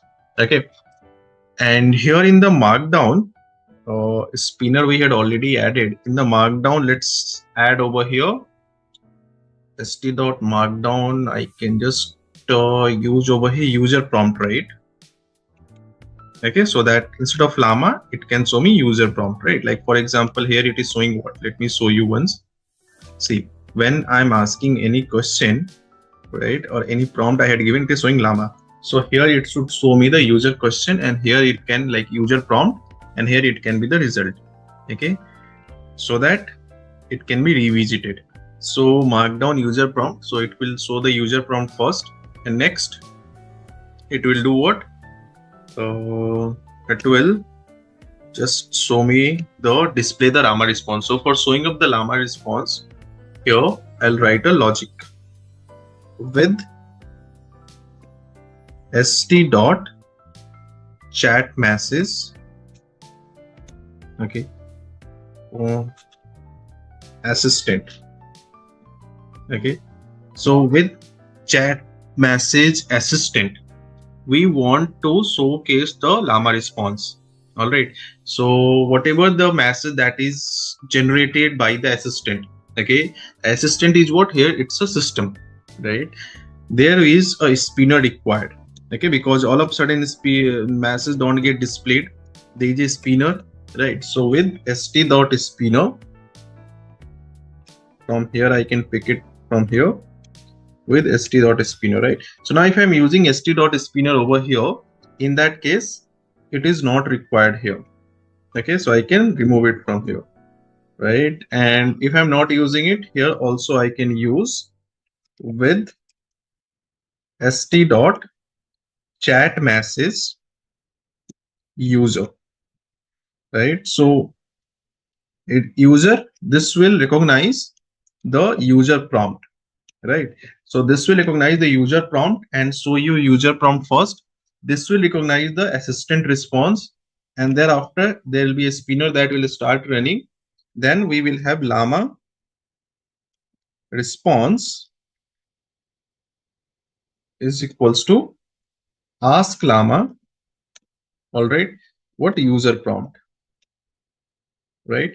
So ask llama is what? Is my function over here, right? So this function, the prompt will go, and then the response will come to llama response. Okay, that function will return it, right? Thereafter st dot markdown that llama response. All right, this is what will happen. And thereafter I have to save this thing as a chat history as well, because I also want to showcase the chat history. So save to history. All right, so how can I save to history? We'll just call over st dot session state. Okay, SE session state, right? And here with the history keyword, I want to save it. Dot append.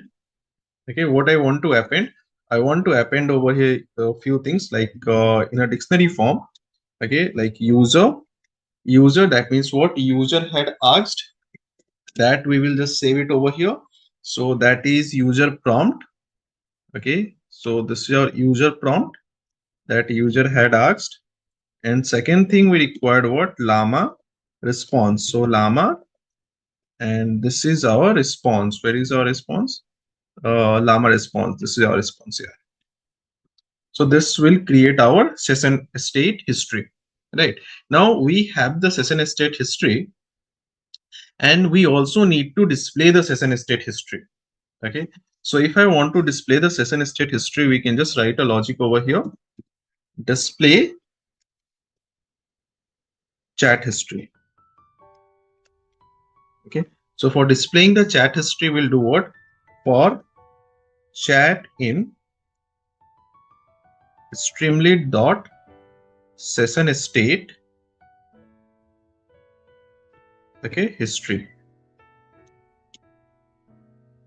Okay, like this. What do you do with st dot chat message, that is Streamlit dot chat message? Okay, how it is recognized as a user? It is user. Okay, like user input will be recognized by key user. All right, so that is what we'll get it from here. It's your chat message, and thereafter st dot markdown. Okay, and what I need to show over here, from the chat I want to show the key user. All right, and thereafter we'll say with st dot chat message, I'll just copy this thing from here, and thereafter I'll paste it over here with st dot message assistant, that is a assistant response. Okay, st dot markdown, how the user response we are saving in the history with this key, that is LLaMA. Okay, so this is the user response that we are saving in the key. So it will show the chat history. I hope this is good to go, but still let me check if anything is missing over here.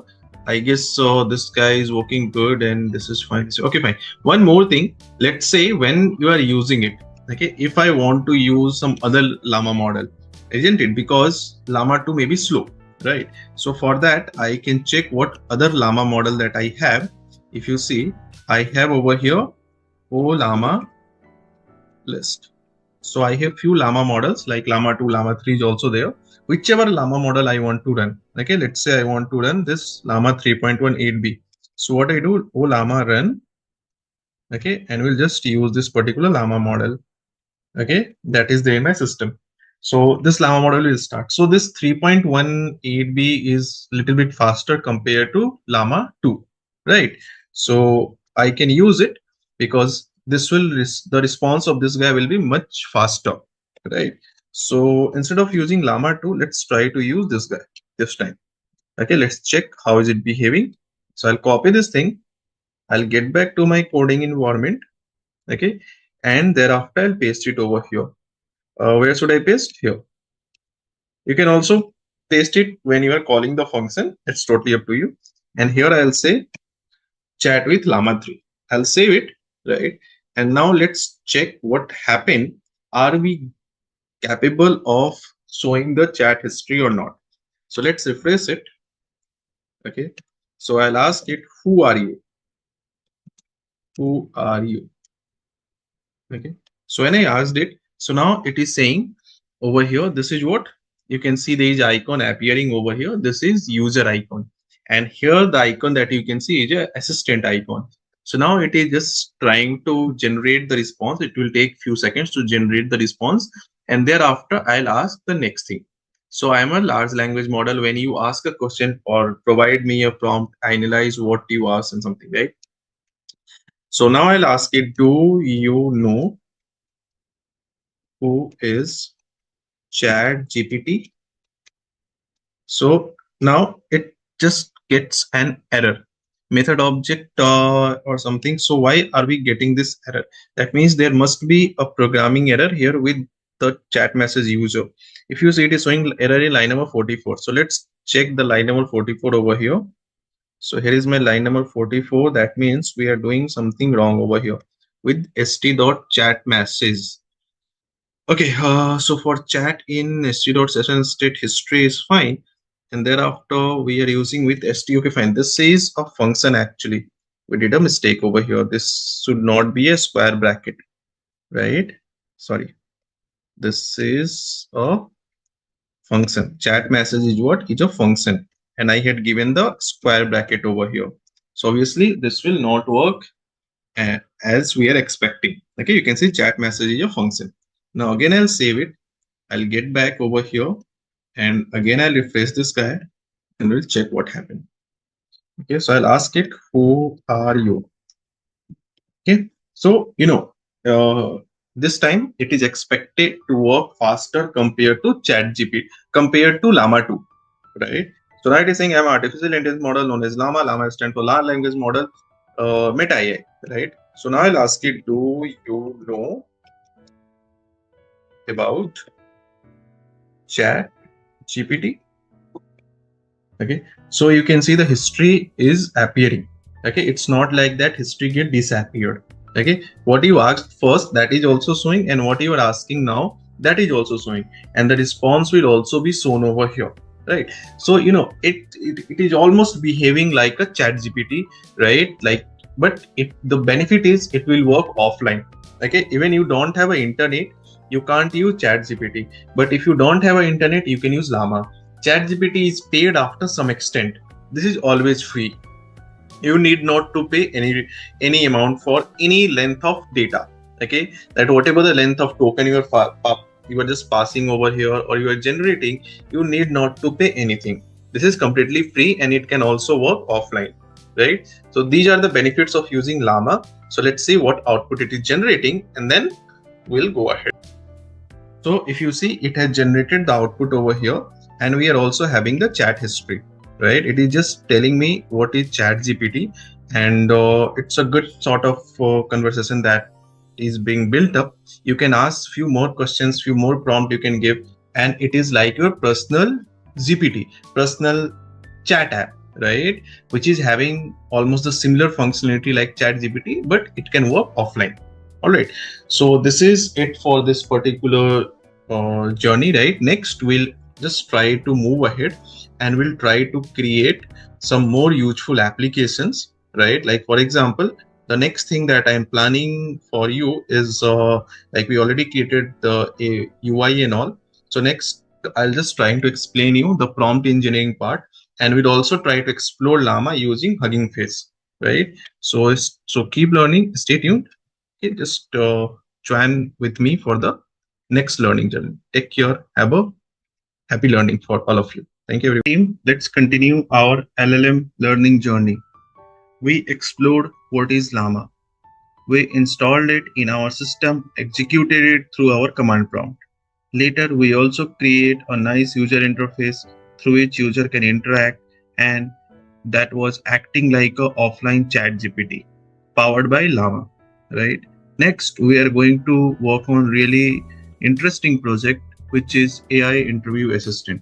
So here we will build an interactive AI interview coach using Streamlit and LLaMA 2.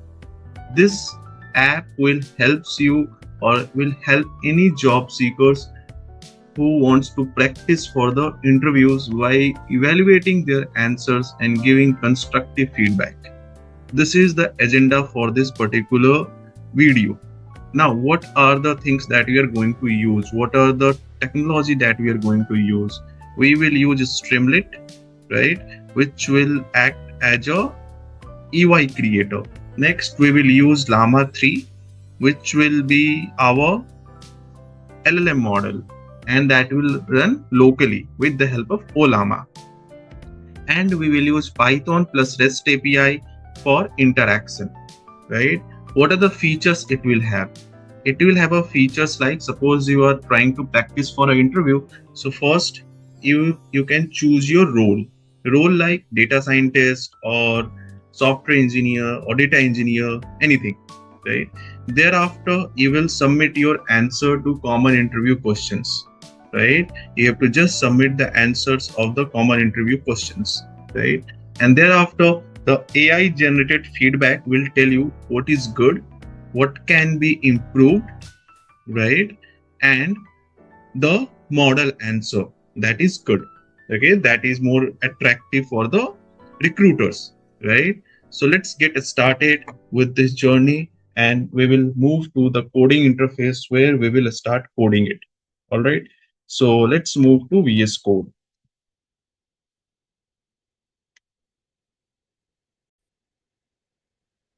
So this is our VS Code, which will be helpful in writing our Python script, right? So first, let's import our library. The libraries are Streamlit, right?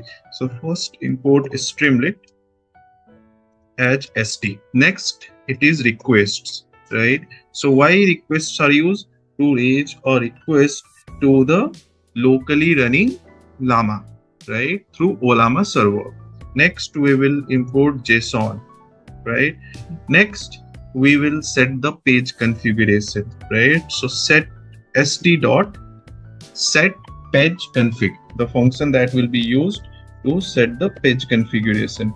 In the page configuration, we will set over here the page title. Okay, so page title can be like this: AI interview coach, right? Next, we will set the layout. Obviously, I want it to be in the center, so layout will be centered. All right, that looks good. Next, we will set the title, right? So title that is visible on our page. So it's like AI, personal AI for interview preparation. All right, so we did this much. Okay, we just did this much. Thereafter, we will execute it and check how it is working. So how can we execute it? To execute it, we need to move to the folder where we created this particular file. So let's move to the folder where we created this file. This is a folder in which this file is existing. All right, we will launch command prompt at this location and we'll move to the command prompt, right? Let's check. This is your command prompt. Now we have all the files listed in this particular folder. We want to run a single file, so I'll just write streamlit run, okay, and the name of file. This is the file that we want to execute. So copy and paste it. We will execute it and it will start running locally on our system, and we can check the output in a web browser. So this is at the center and we can see the title, and this at the top you can see the page title. Next step is what? Next step, we will write the code for user input and other kind of, like suppose I have to decide the role, or I have to take the user input, or there will be an area for the answer. So those things will define, right? So let's say define over here user input. Okay, so for that, role is equals to st dot select box. So role can be selected from a select box or a drop down box kind of thing, right? So here I'll give few options. Let's say choose the role you are preparing for. All right, so for which role you are preparing, you can just choose over here, right? So let's say I'll put over here three roles. Let's say data scientist, okay, thereafter software engineer. This should be within the quotes, right? So please don't miss the quotes. And third thing, it can be, let's say, product manager, right? So product manager. All right, so these things we have defined it over here. Once the role is defined, next we do what? We'll create a field for asking the question. So question will be equals to what? St dot text input. Okay, so there'll be a field where we can ask the question. So let's say interview question. Okay, we can just define some predefined question, or we can also ask over here. Okay, so let's say there is a question over here, tell me about yourself. This is generally used to be the first question. Okay, after this we can just give some questions over here and again give the answer. So let's say user input, or you can say user answer, right? So user answer will be again your text area in which user answer will be appeared. So text area, and then here it will be your answer. Okay, so we did this much, and thereafter we'll check how is it working. We'll just save it, and after saving it we'll get back to our user interface and check the returned result. Fine. So here it's a select box from where we can select. Hey, tell me about yourself, and then I'll just enter I am, let's say Bipul. That's it, and I press enter. So as of now it is doing nothing. So I want it to analyze my answer. So if I wanted to analyze my answer, what I need a button over here, right? So let's create a button, right? So let's move to our code and we'll create a button over here, right? So for creating a button, st dot button. Okay, and in the button we'll give over here evaluate the text on the button. So let's save it, right? So whenever user will press this button, an activity will be triggered, okay, which activity will evaluate the answer. But for that we have to write a condition over here, right? That means if this button is clicked, right, if this button is clicked, then what to do? Then there will be a prompt that will initiate it. This prompt will be responsible for evaluating the user answer. So prompt will be what? Let's say you are an expert interviewer. You are an interviewer. You are an expert interviewer for a role. I can decide what is role. Role is a variable, right? So this value I want to use it over here. So I'm using what? Curly braces, because here it's a formatted text. It is a formatted text. This will be replaced by the value of variable. Which variable? Role variable, position. All right.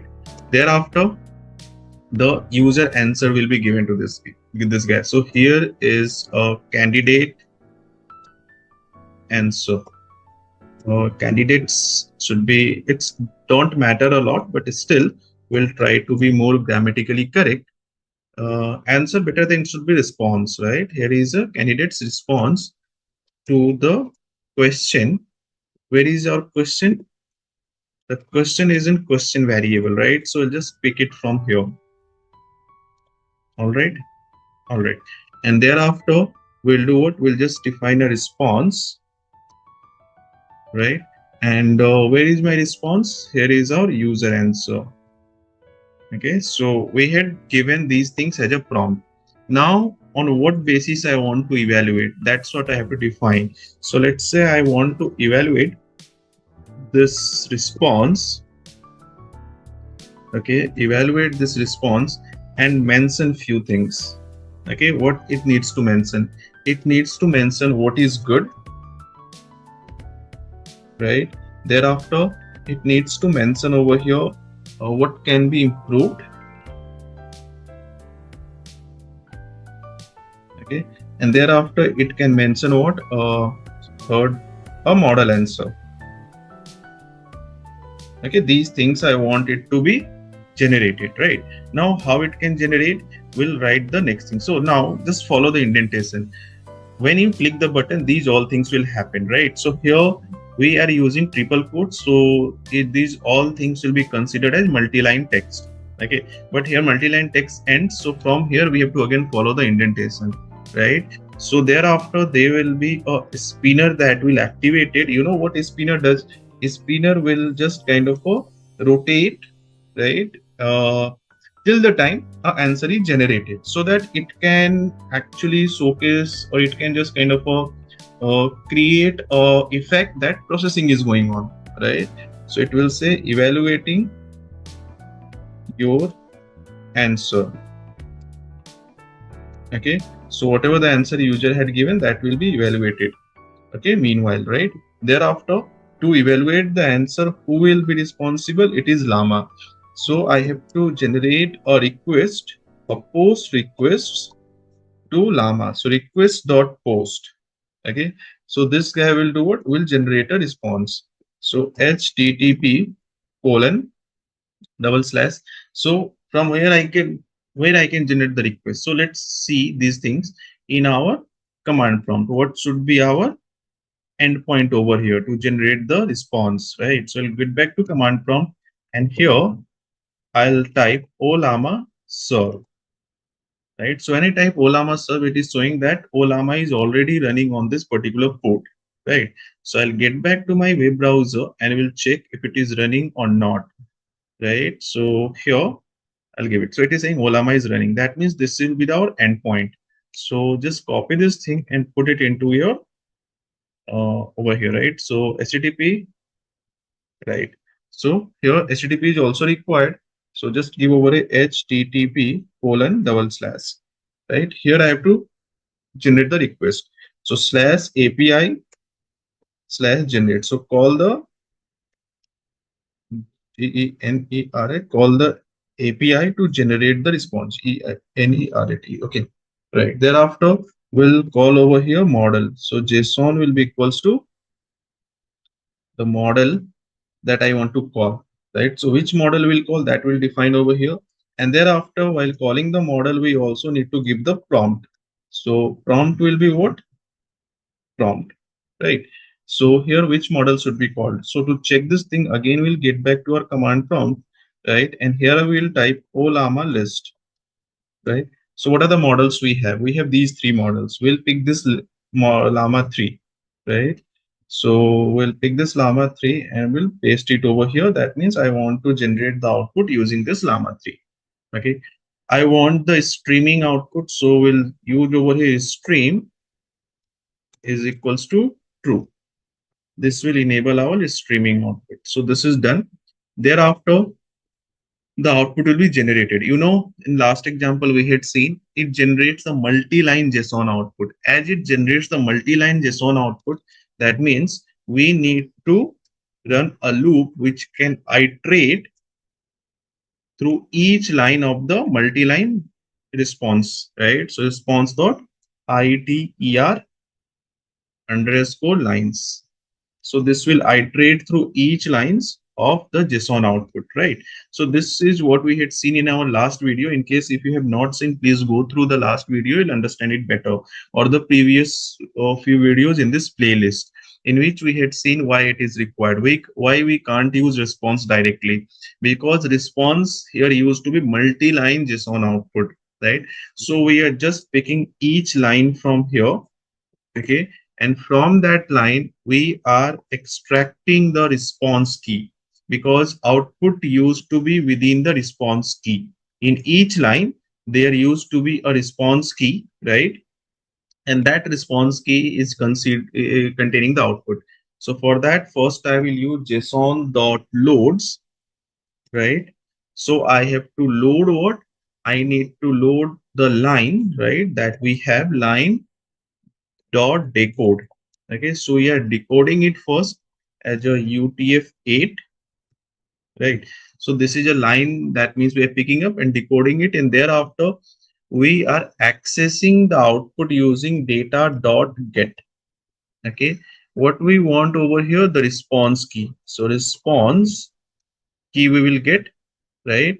And then the space, so that it can read the next line, right? So now this output we will store somewhere in, let's say I'll store it in a variable called full output, right? So full output is equals to right now blank, right?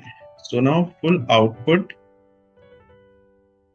plus equals to, all right, that is done. Okay, Now we will do what? We will just use if data dot, that means we will keep reading each line, okay, reading the information under the response key, and we'll keep adding into the full output, right? So now we'll see over here, if data dot get, that means the last line used to have done. So if it will get it done, that means done is there, right? Thereafter by default, which is false, right? So if it will get the output as done, we'll break the loop, right? So once we break the loop, we'll come out of the loop, this whole process, right? That means this for loop will end, and thereafter I have to just put over here st dot markdown, that means just showcase the output that is being generated. So for that I'll use a bold character over here, llama 3 feedback. All right, and thereafter we will use st dot success, okay, what full output. So whatever the output we have generated, that will be shown as a success box. So this code is done. I hope this will work. Let's see. We'll get back to this interface. That is where our application is running. I'll refresh it, right? And thereafter, let's say I want to work as a data scientist. Tell me about yourself. So my answer will be what? I am people with 11 years experience working on data science projects. Okay, I worked for financial institutions. Okay, spelling is not mandatory. You can be incorrect, right?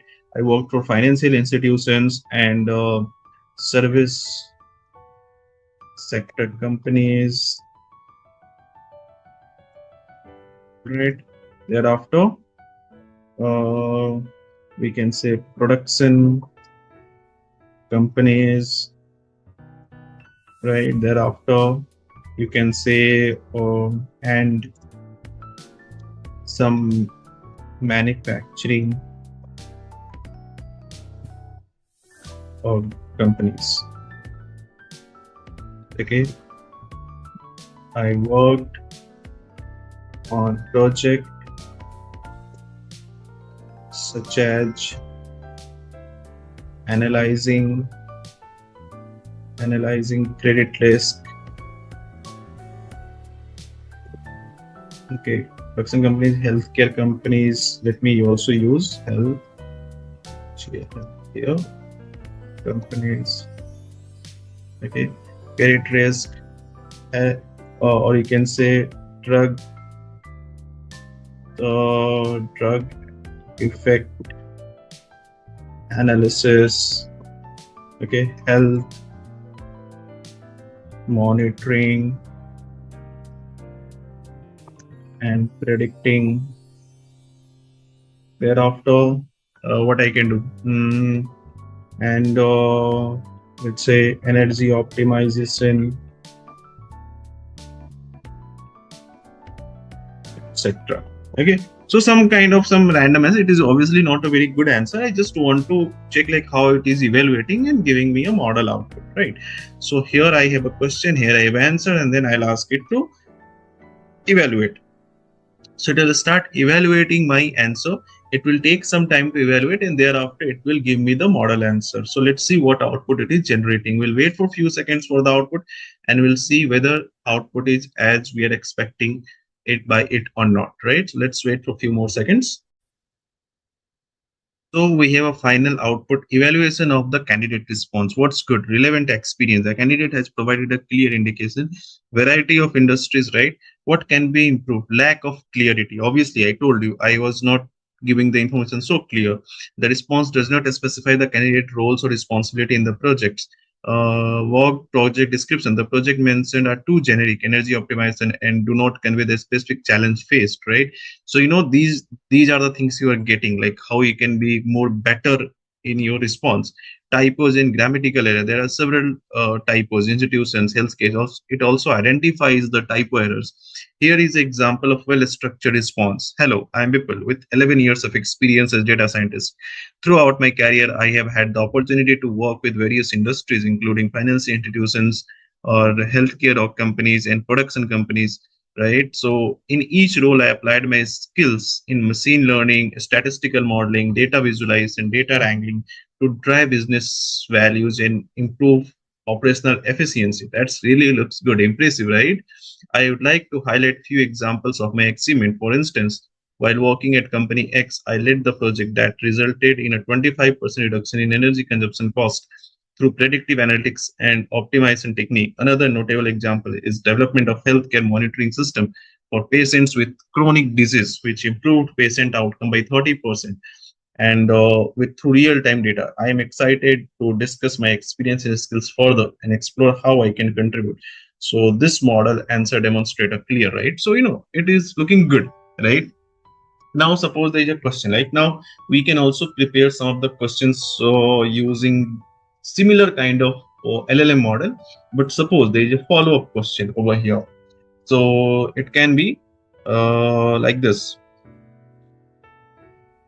Tell us about some data quality issues you faced as data scientist. Okay, so let's say I'll give very generic answer, right? So answer can be like this. It was mostly data having null values or outliers or skewness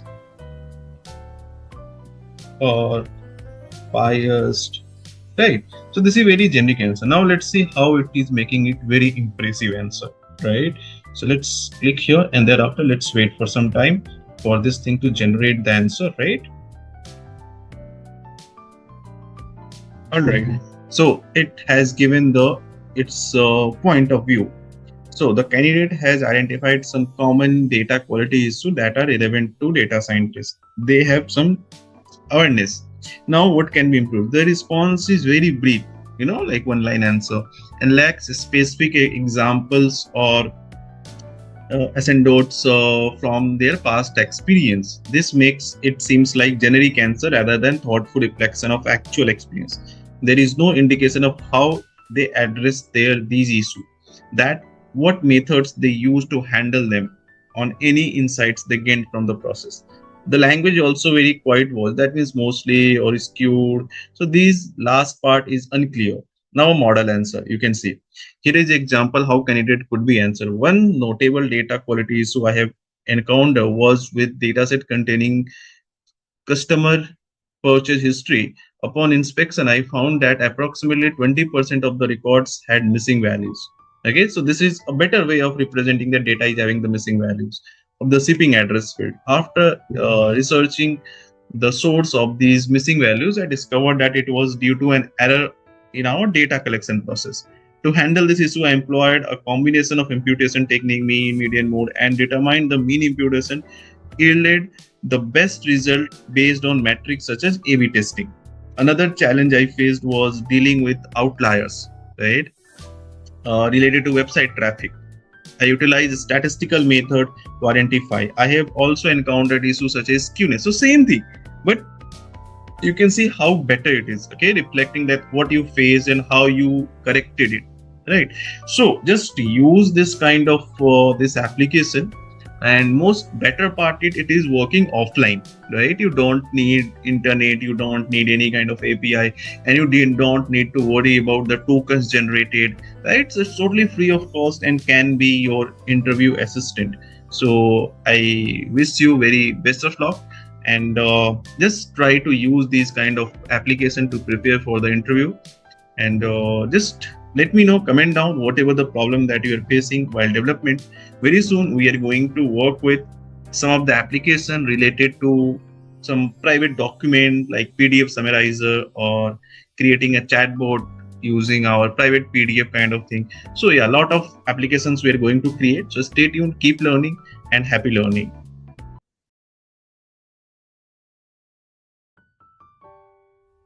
All right, team. So I hope you liked the last project and you worked on it, right? Now we move to our next set of project, which is document based project, right? So here we will use our own PDF data, and we want this LLaMA model should know something about our PDF data, right? And once it will know, once it will learn from the PDF data, we will ask few questions from it, right? So kind of a chatbot which will answer exclusively from a PDF that we want to use. So what will be the steps that will follow, or what app will do? First of all, let's try to understand what app will do. So a app will allow the user to upload some PDF document, right? That is the first thing that app will have, right? And next, it will extract and preview the text, right, from that particular uploaded PDF, right? So first thing is about uploading a PDF. Okay, that means user can upload a PDF, whatever the PDF wants. Second thing, it will extract the text from there. Extract and preview the text from the PDF. Thereafter, third thing, user can do what? Can ask a question about the content. Ask a question about the content, right? So it can be any your company, your organizational detail. It can be any book that you are reading, right? So just upload it. It will summarize the book, and thereafter some relevant details you can ask from it directly, right? So that's how you can also prepare for your exams and all, right? Thereafter, it will, when you ask a question, LLaMA 3 will help to generate a AI powered output, or you can say there'll be a AI generated output from that particular content, or using that content, or using the content that you just uploaded, right? So this is the plan of action that we are going to work upon. So to work upon, let's move to the project directory. Let's move to the interface where we can write our script.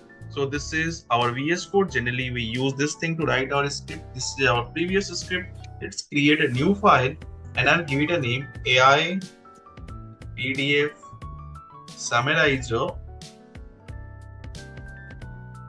and Q&A .py. So this will be the PDF summarizer and Q&A board. All right. So how do we start? We start by importing the libraries, right? So first we will import the required libraries. Let's say we will import over here Streamlit first, as usual, for creating our UI. Okay, easiest way to create an user interface. Thereafter, we can import the requests. Why we import requests? We import the request so that we can call our LLaMA through Ollama server, right?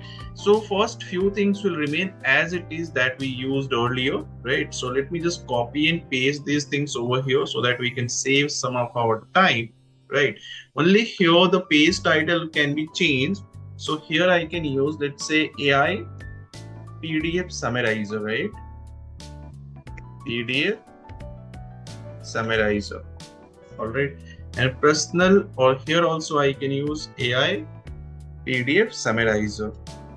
PDF summarizer. SUMMARIZER plus Q&A. Okay, because we also want it to answer our questions that we ask.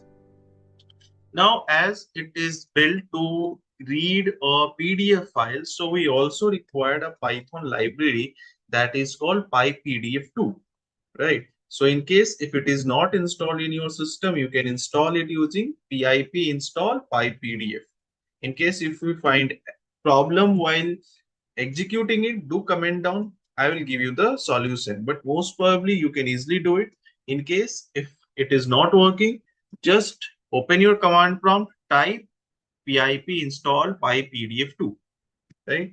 And thereafter it will work, right? So I just import the required libraries. Next, last time what we did, we created over here a kind of a field input where user can, sorry, where user can enter the select like what role or ask the question and give the answer. This time we'll create something for uploading files, right? So let's say I have to upload the file. So I'll do what? Uploaded. There will be a variable uploaded file is equals to st dot file uploader. All right. So let's say I'll ask the user to upload a PDF. All right, so a PDF will be uploaded over here, right? So as it is a file uploader, we will also say that type should be what? PDF file. That means I want PDF file. No, done. Thereafter, I'll ask the question, right? So what question I want to ask? Okay, so that will require a field. So that field we can use through text input that we generally use, right? So what is a text input? I can just use over here, ask something, ask something about the document. All right, so this is done. Now next, what do? We will check if the file upload is done or not. Before we check if file upload is done or not, let's do one simple thing. Let's try to check it whether it is working properly or not. So to check it, what can we do? We can go to the location where these files are created, right? So let's move to the location where we have created these files. So let me just open up a folder. Just allow me for a minute. So this is a folder, I guess, where we have all the files. All right. Now in this folder, I will launch command prompt, right? And in this command prompt, first of all, I will check the list of all the files existing here, right? I want to run this thing that is a PDF summarizer. So here it can be Streamlit run this guy, that's it. So now it will start executing in my web browser. I'll go to web browser and check whether it is working or not. So it's working perfectly. Just I need to check whether my file is getting uploaded or not. So I'll just upload a sample PDF file. The file is a brief introduction to AI. Now I'll ask something over here. What do you know about AI? Right, so this is what I'm asking, but obviously it will not give me any answer over here. Reason being, we have not connected our LLM model with our application. So let's get back to the development window, and here we will start writing our script. So when everything should execute, everything will execute only if file gets uploaded. So first we'll do what? We'll check if file get uploaded or not. So if uploaded file, this is the first thing we did. It will check if file is uploaded or not. So if it will upload it, then there can be a variable called reader. This reader can do what? Can read the PDF file with the help of PDF reader, right?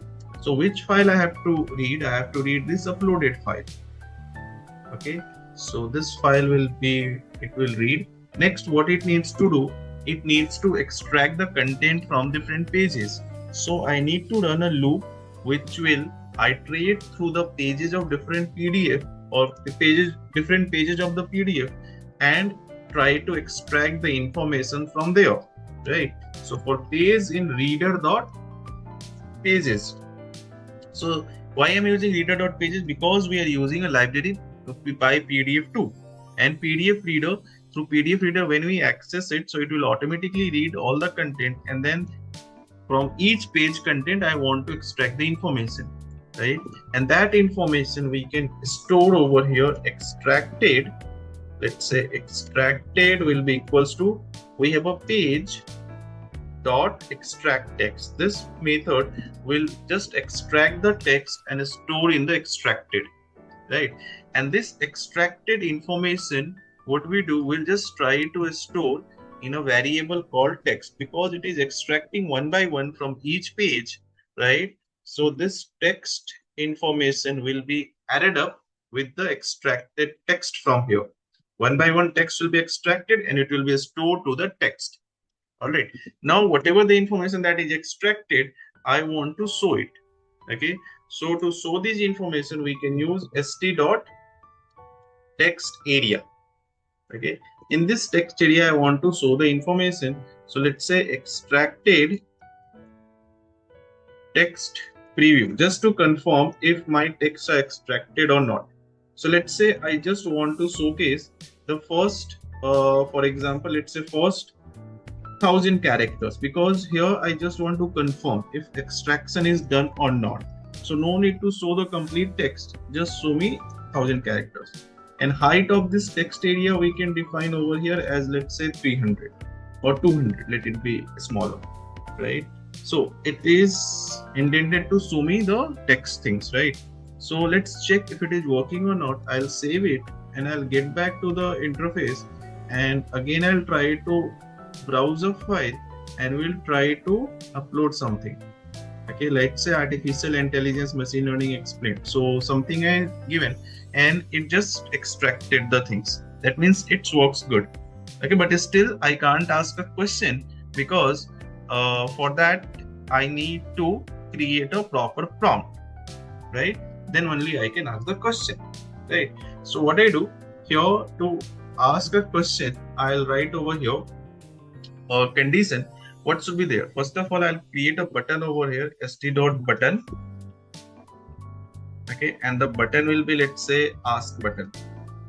Okay, so whenever user will click on this button, that is a ask button, okay, the output should be generated, right? So let's say if I go over here and we'll check it, let's say I'll just again upload any file.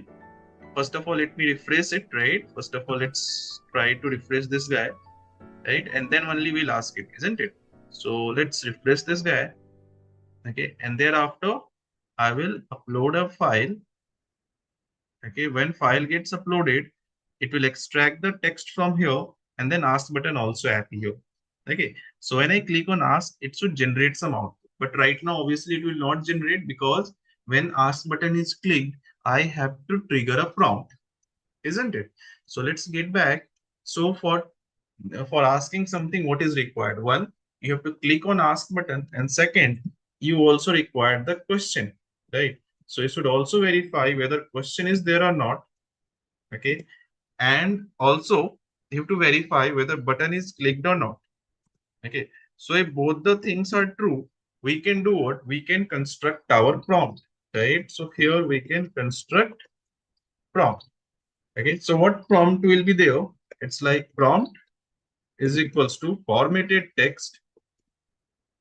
Okay, and here we'll write the complete prompt. Okay, so in the prompt, the very first thing will be your context. Okay, so what is your context? Context will be the text that you just extracted from here, because we have to answer from this particular context. All right, that is done. Thereafter, I have to give question. Okay, so you can say it is very similar to what we did earlier. Okay, similar kind of prompt. So whatever user asks, that is present over here. So just take the question from the user. So now I'll give it a condition that answer based only on the above context. Okay, just don't go here and there, just respond from here, right? Now, like last time, we need what?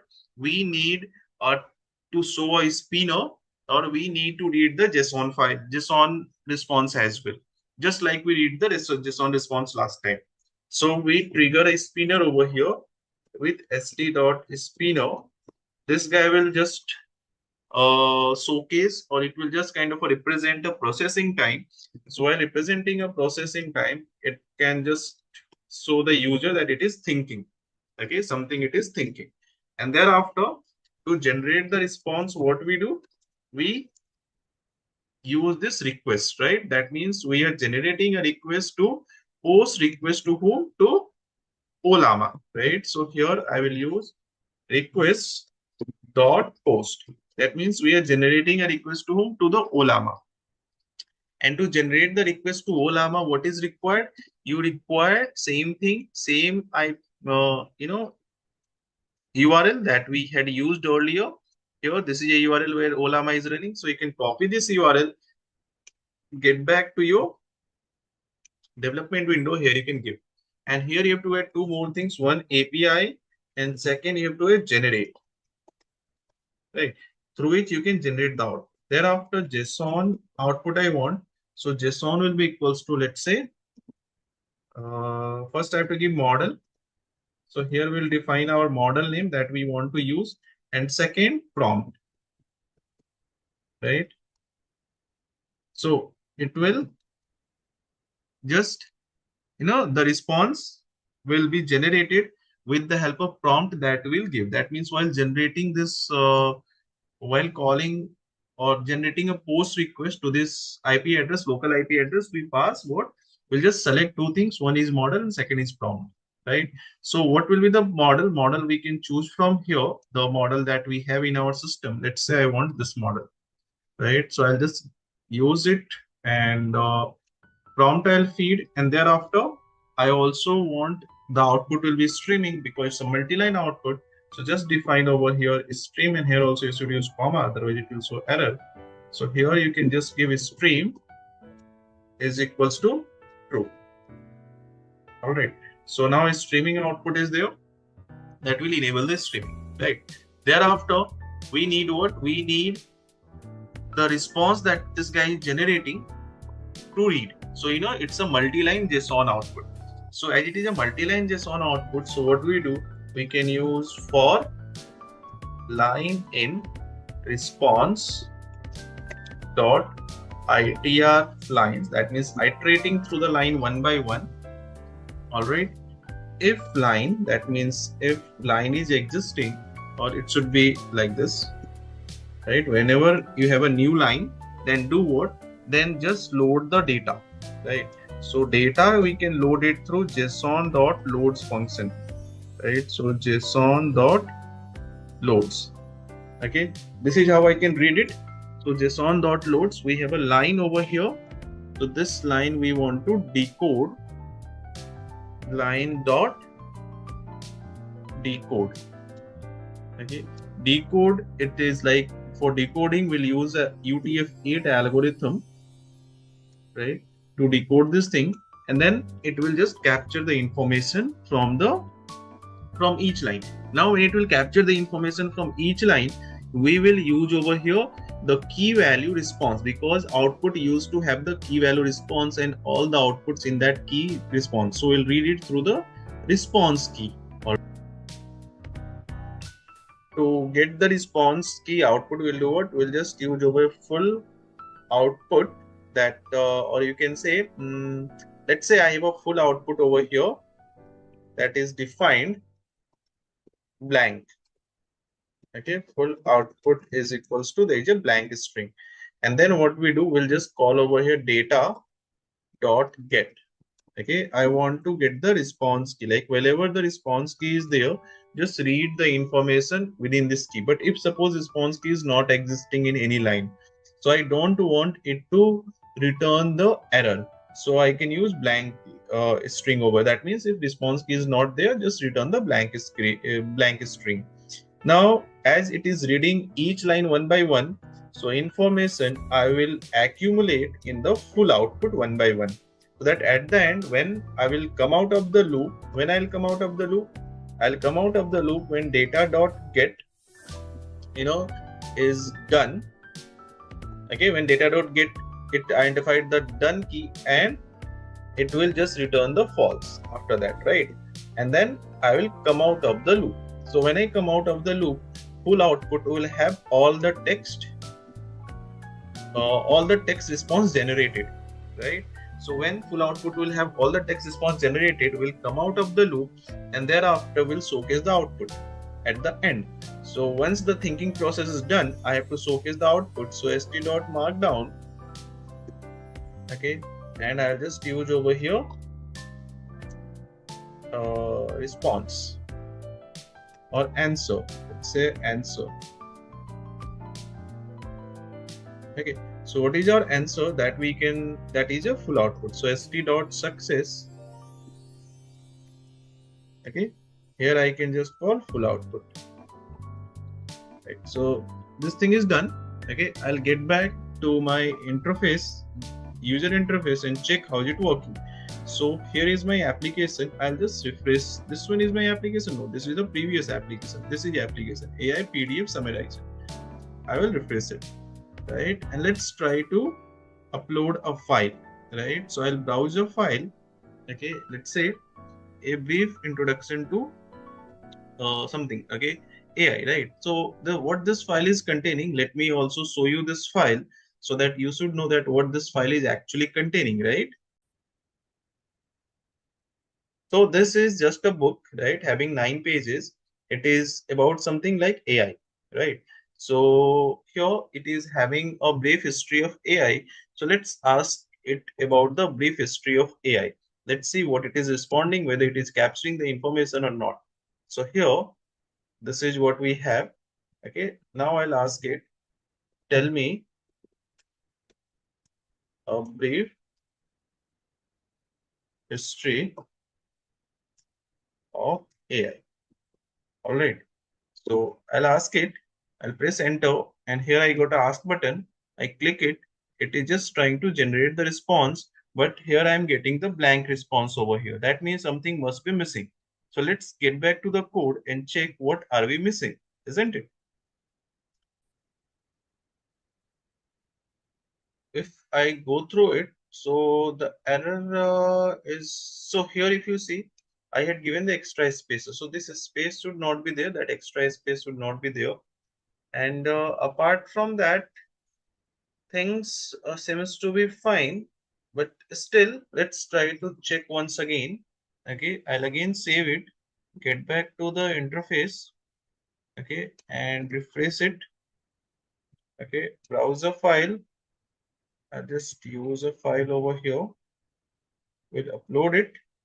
Okay, now I'll ask it, uh, tell me about a brief history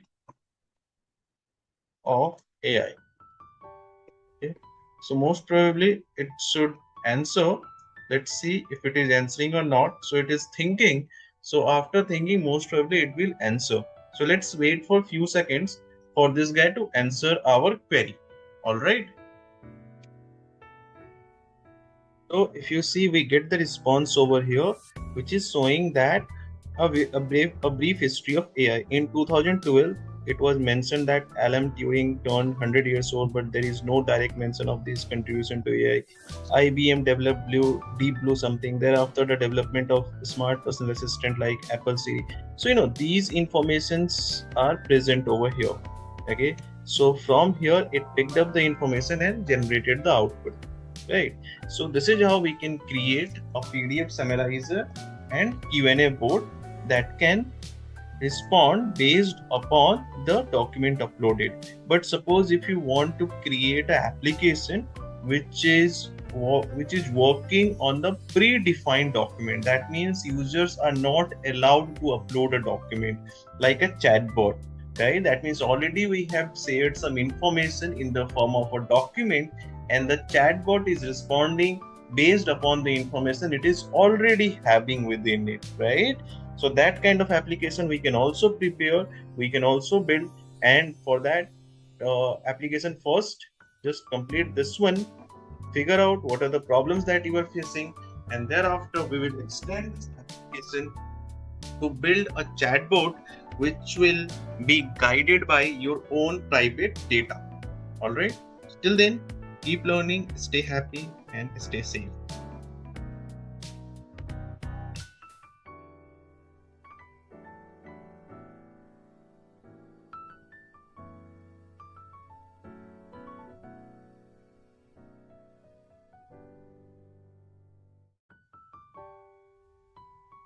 So, hi team. So we came across a long way. covering LLM, covering LLaMA, right? Creating some really good, interesting applications, right? So in last project, we created an application. It was like uploading a PDF, and thereafter user can ask anything from that PDF. Okay, and based on the information given in the PDF, it can give you the output. Now we can, using the similar kind of process, we can create our own private chatbot. Okay, this chatbot can have a information about your organization. Okay, like you can give the information about your organization in the form of some brochure, right, or some document to this guy. Right? That means it is already pre-configured document. Every time user can't upload their own document, it's a private chatbot, right, in which already we have attached, or we had already given the information to this chatbot using some of our brochure, or using some of our research paper, or using some of our training document, right? Now if it is already pre-configured, it can act as a private chatbot for your organization, right? Like suppose if someone wants to get hired, right? So you just had given all the information about the hiring process, like what will be the probation period, what will be the salary, what will be the PF, what will be the notice period. You had given everything in a documented form to the chatbot, and anyone can interact with the chatbot and can get the information, right? Suppose you are selling a product, right? So about a product, you just had created a document, for example, like what is a price, what is a warranty, or the service center number, the customer care details, and you can say user process, or you can say product manual, right? How to use that product, what are the precautions needs to be taken care, right? So everything you just stored in a particular document. Okay, and you just use this document to create a chatbot, right? And any user can do what, can just interact with this chatbot and get the information about the product, right?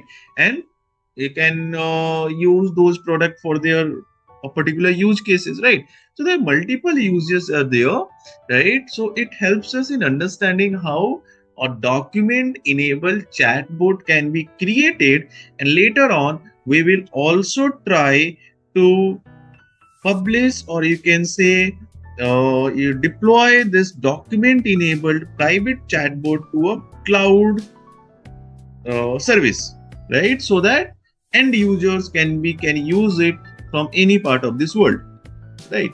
So let's continue first with creating this chatbot. The deployment thing we'll discuss later. So for that, get back to your coding environment. This is our coding environment, right? So here last time we created a PDF summarizer, right?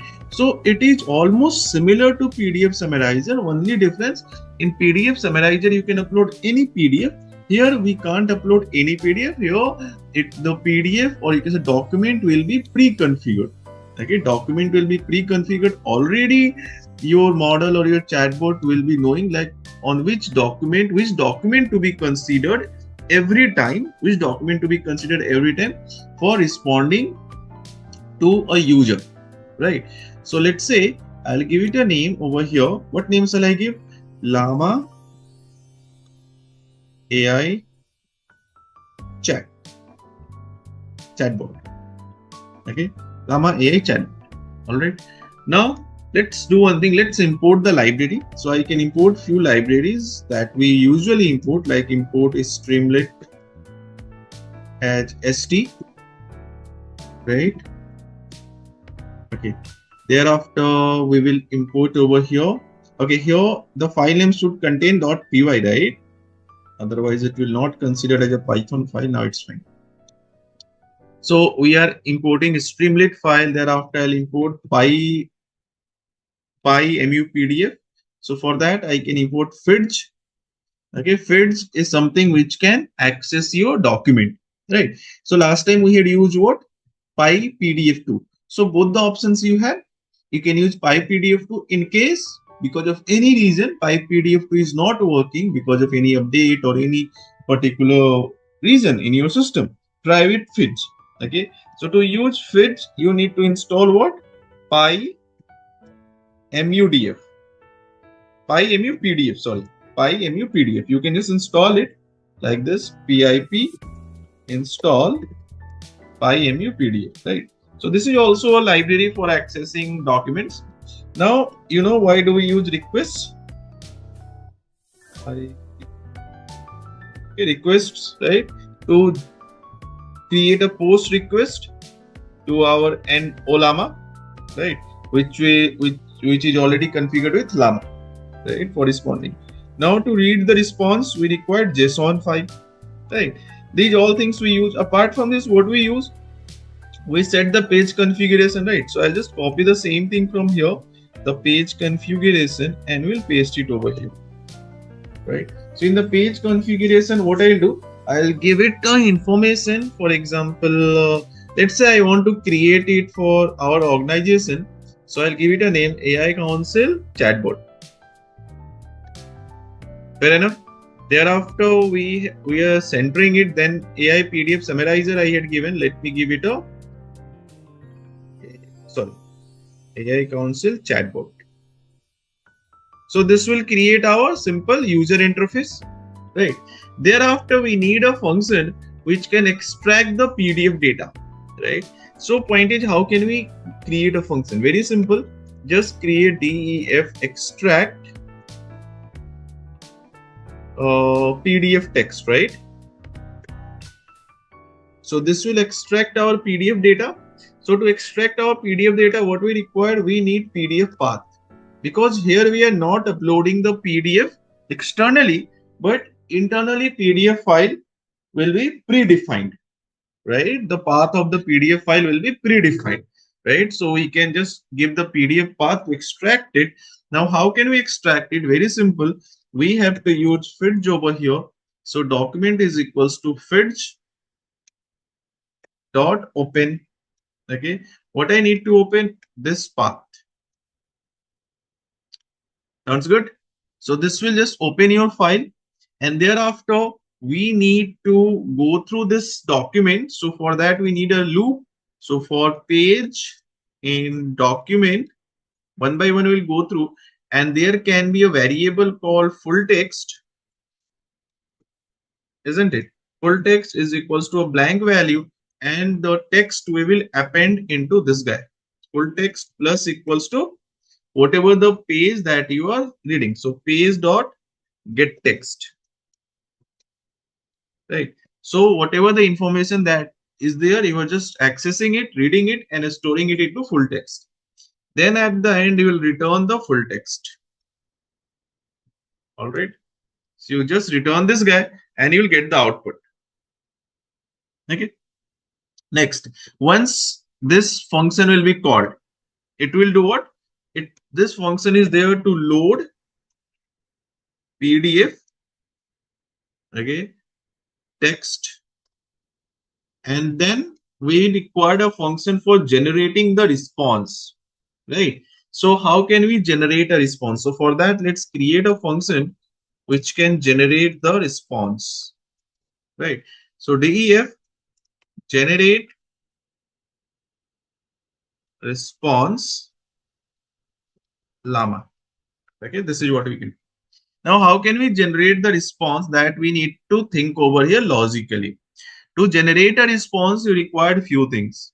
Okay, the first thing that you required is PDF text, isn't it? That means whenever this function will be called, we have to pass over here what? The PDF text, right? So let's say PDF underscore text.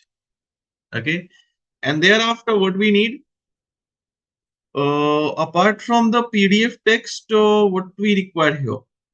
We require the user input as well. All right. Okay.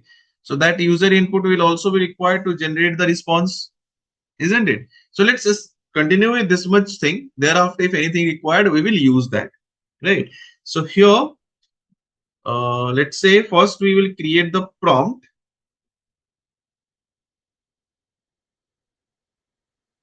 So prompt will be equals to F. Okay. And thereafter we'll see that this is our prompt. So let me just write the comment as well. Documentation of your code is very important. So compose your prompt. Okay. So let's say I'll give it an instruction. You are a helpful assistant, chat assistant for AI council. Use the information below to answer questions naturally without mentioning the source document, right?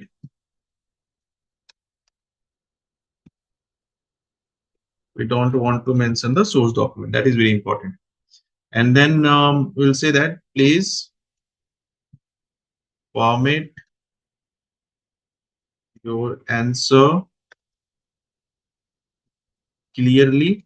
And if it can respond in a bullet form, it would be good. So use bullets, bullet points, or numbered list where needed. All right, that's it. Fine. After this, we have to, kind of give it a context. So how can you give it a context? Let's say we will just represent over here PDF context. So where is context? Context is over here, PDF text, right? So when text will be extracted after we call this function, right? I mean, when we call this function, the output we will store somewhere in some variable, and that variable will feed it over here. So it will have the PDF text. Next, it will have what? The user input, right? So let's say user. What is user input? This is user input. That question had been asked. Oh, what happened? Okay. So here, user input, and next, it is expected to return the output after this. So this is a prompt that will give. It will take the context, it will take the user input, and then assistant will respond after this, right? Okay. Now we have to call LLaMA and feed these prompt, right? So we'll do what? We'll call local LLaMA. All right. So for that, we will use over here try and except, so that in case if there is any exception, that can be handled gracefully. Except exception as ERR. I'll say just in case you get exception, just print that exception, right? So now in the try part, what we will do? Result is equals to, we have a request library, right? Using this request library, we have to generate a query. Now question is to whom we should generate a query, right? So to understand it, we'll check our command prompt over here, and in this command prompt I'll just pass Ollama serve, right? So when I pass it, it is showing that there is a Ollama already running on this particular web page. So we can get back to our web browser and call it the localhost. So this is a request. This is a point of request, right? So we'll get back to our script. So requests dot post. Okay, we have to call it, right? And then I have to call over here API/generate. Okay, so that we can generate the output. This is your first thing. And second thing, what we feed over here, we did it for so many times. We need to feed over here the model information and the prompt. So that we will feed JSON is equals to model. So here we will give our model, right? And here we will give our prompt. Okay. So prompt we already created. So just put it over here prompt. That's it. Right. Now from where I can access the model information, again get back to your command prompt. Okay, and here type Ollama list. Right. So these are the models we have. We can copy any one of them, right? The model that you are having in your system. Get back over here, okay, and use your model over here. That's it. Okay. And the last thing that we have to do is stream. So streaming can be equals to what over here? True. Right. That means we want the streaming output. All right. So this will execute, and when it will execute, the prompt will be given. We get the response. Okay, and response is present here in res. Right. So now what we do, we'll just go through the, and the response used to be what? Multi-line JSONs. Okay, we have a JSON response and we have a multi-line JSON response. So we'll just iterate through each line for line in res dot iter lines. Okay, we are just kind of iterating through the each lines. If line is existing, do what? Just do data is equals to JSON. This is something, right? So data is equals to JSON dot loads. Okay, what I want to load, I can use line dot decode. Okay, UTF-8. Right. So here we are just kind of decoding it using UTF-8 algorithm, right? And thereafter, what key is containing response? It's the response key. In each line, there is a response key which contains the response that we have seen in our previous videos. If it is not that much clear for you, that what we are, okay, fine. Let me just write it over here. To read the data, what we do, we use data.get response. And if response key is not there, because in the last line it may not be there, so it will just return blank. Now why I write response over here? Because when you run this query, right, this particular query, right, when you run this query, this whole thing, right, the response that we get will be a multi-line JSON. Okay, I recommend you to watch our previous video in this particular playlist, right, so that you can understand what it actually do, right? So it just returns. I'll show you which one to watch, right? All right. So just watch these two video, like tutorial 2 and tutorial 3. So if you watch these two videos, that is tutorial 2 and tutorial 3, things will get clear for you. What will get clear for you? You will understand that why we are using response over here, right? Because in each line, the actual information is packed within the response key. So from that key, we are picking up the information, right? And that information we will do what? We will add into a variable. That variable I can define over here as response underscore text. This is a blank. This variable is containing blank string, and that will get updated with the responses, right? So let's do that.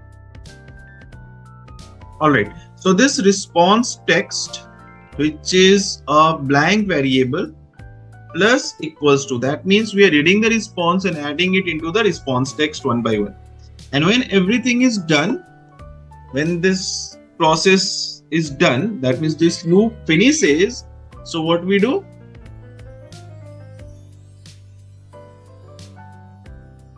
So once response text added, we'll come out of the loop and then we'll return this response text, right? So just return whatever the value that is being created, response text dot strip.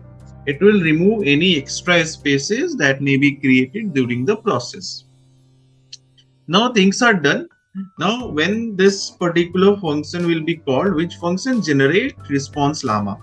It will consider the PDF text and user input and it will try to make a response out of it. All right. Now we need what? We need a field where user can enter something, right? Like ask a question. All right. So for that, we'll create a function def main, right? Now what this function will require, and at the end we will trigger this function, right? So if double underscore name double underscore double equal sign main,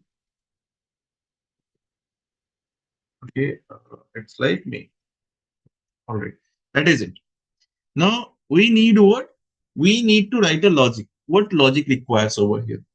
The very first thing, when you are working with this main function, we need a PDF file, right? So let's do one thing. Let me show you a PDF file, a very simple PDF file we'll try to use over here, right? And using that PDF file, we want that my model should act, okay? It should get the information from a particular PDF file that we are going to use, right? So first of all, let me show you that PDF file, and then I'll add that PDF file, right? So here is a PDF file. Allow me for a minute. Okay, so this is a PDF file having some information about some of the training program, right, that we offer. So this PDF file I want to use, right? So what I do, I'll just copy this PDF file from wherever it exists in my system, right?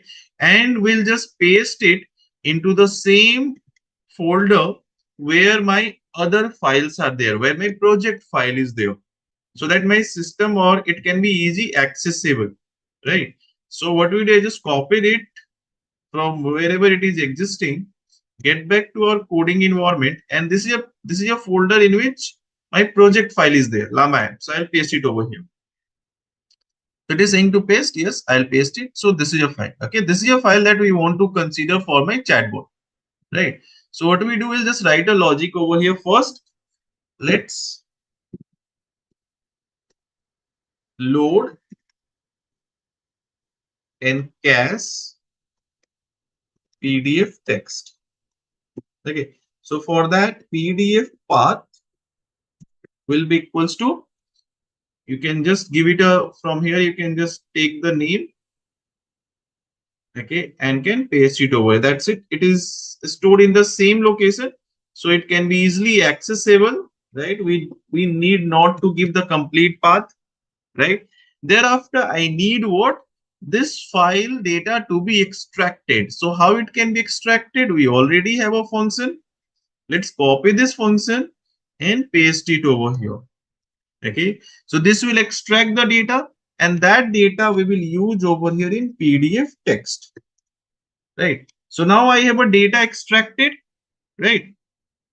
Next, what we do, we will create a form in which user can feed the details, right? So for that, with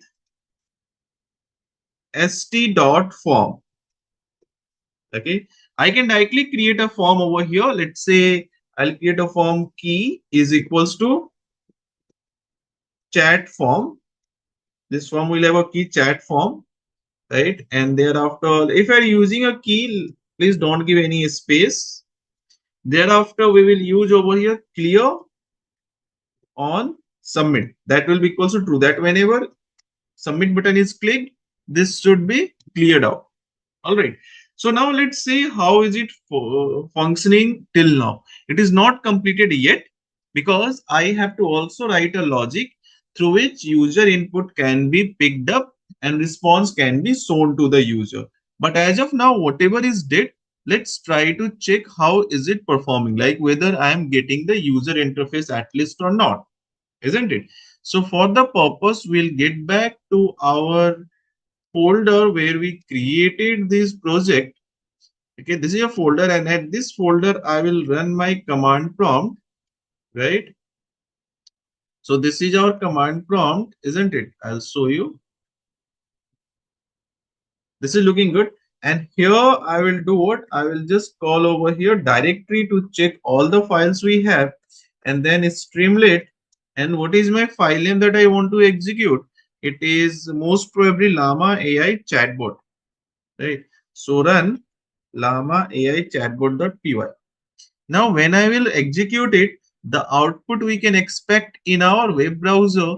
So let's move to the web browser over here, right? And you will see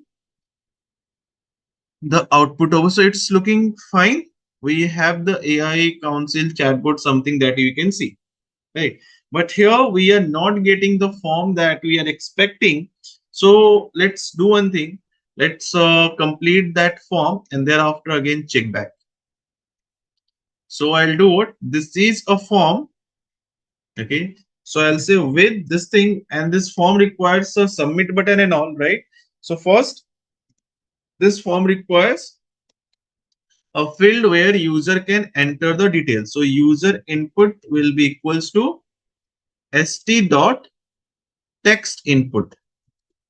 Okay. So text input is like, I'll give it a information. Ask about AI Council trainings and certifications. All right. And thereafter, I will click on go to submitted. This is a button that we are going to create. This is st dot form submit button, right? So here it is my submit button and here it is my send, right? So let's save this guy and get back to our UI and check how is it performing. So when I check the UI over here, it came over here, right? That means I can ask something over here, like what are the trainings you provide? Okay. So if I ask it, it is expected to respond, but it is not responding as of now because we have not written anything to show the output, right? So for that purpose, we'll get back to our script over here, and then what we'll see that when the submit button is clicked, okay, that means if the submit button is clicked, all right, then what it needs to do, and one more thing that we can do, and user input is also there, right? It's not like that only submit button is clicked and someone had not given any input. So user input should also be there, and we will just strip, that means remove any extra spaces. So how can we get the output? To get the output, this function is responsible, right? Now this function will come into role. All right. So I'll just copy this thing and we'll paste it over here. All right. And this guy requires two things: PDF text we are already giving from here, user input we are already giving from here. That means this guy can just give me the answer. Whatever this will return, I will just store this thing in the answer, right? This function will automatically trigger LLaMA, and LLaMA will generate the answer and we will get the answer output. All right. Now, once we have the output generated, what we can do, we can just showcase the output over here, right? So how to showcase the output, isn't it? So for that, we can write a logic. Okay. So where should we write a logic? That we have to think. Here it is a form, right? That means response is generated. This form will generate the response by taking the user input, right? Now we have to come out of this form, right? And here we have to write our logic, isn't it?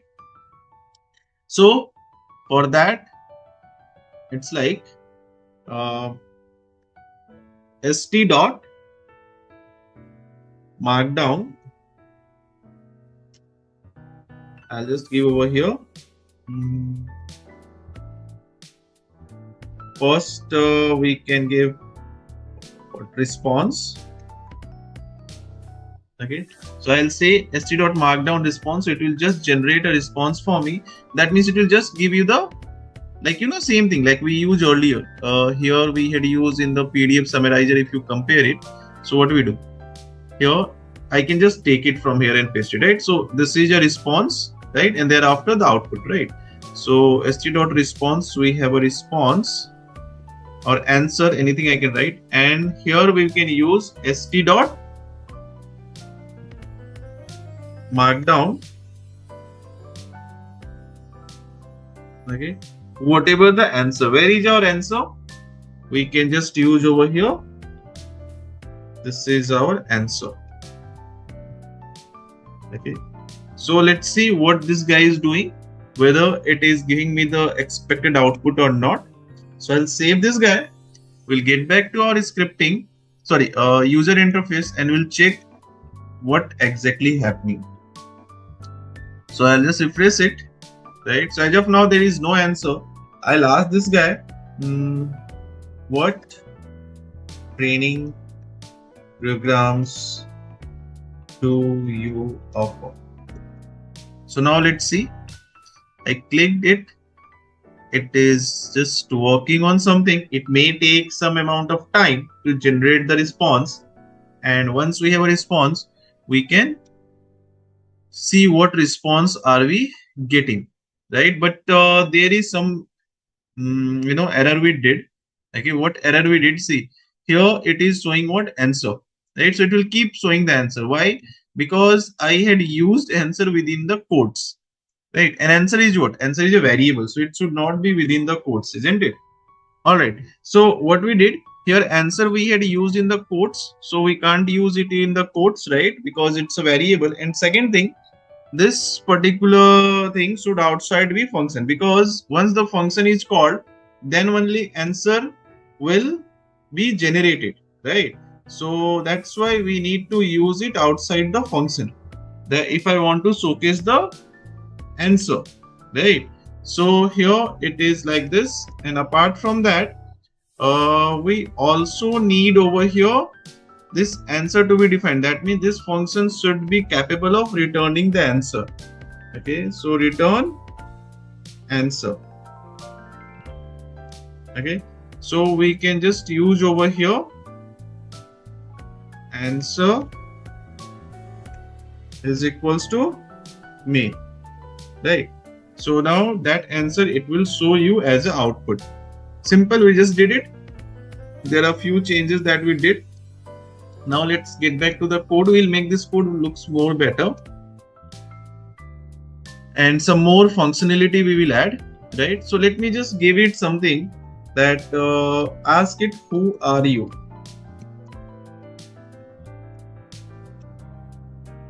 Okay, I'll ask it, who are you? So let's wait for some time, like few seconds, to generate, so output to be get generated, and thereafter we'll check like what modifications we can do. So it has generated an output. Next, we'll again ask it like what training programs. So it is expected to generate the things like, tell me that what are the training programs do it offer, isn't it? So let's say I'll ask it, and thereafter it will process the things, and I'll wait for the time being for a few seconds for the output to generate. So it has generated the output. Career focused training program at AI Council will offer following this training programs: AI, deep learning, computer vision, ML of generative AI. So it works really good, right? But few functionalities I want to add. Okay, for example, we want to add the chat history. That means all the chat. Like suppose I ask this question, the previous question and answer is not appearing. I want all those functionality. Like it happens in the ChatGPT. Okay, it should also show me the previous questions and the answers, right? So chat history functionality also we want to add. So what we can do for that? So there are a few modifications that we have to do in this code. Okay, so what are the modifications? Let's see in the main function. Okay, here we are creating this form, right? So like when we are submitting this response, right? Here we should add something. Okay, like this is generating the answer, that's fine, but we should also add over here st dot session state. Okay, because session state can have your current session history. Okay, so in this case we will use st.session_state.chat history. Okay, now dot append. Now what is this guy? What is this chat history? So this can be your a list, right, that we have not defined yet, right? So we can define a list which will be your chat history. Okay, this list can be a blank list, right? So this list will define, and this list should only be there if, you know, chat history not in. That means if it is already not there in session state, then only it should define. Okay, it should get defined in the current session, because for every session there will be a new chat history. Otherwise, suppose I am doing the conversation, that information someone else will also see. So every session there will be a new chat history. So if for current session we don't have any chat history, define a list called chat history. Okay, and in this chat history, what we will do, we will append few information such as what is user input. Okay, so user input is over here.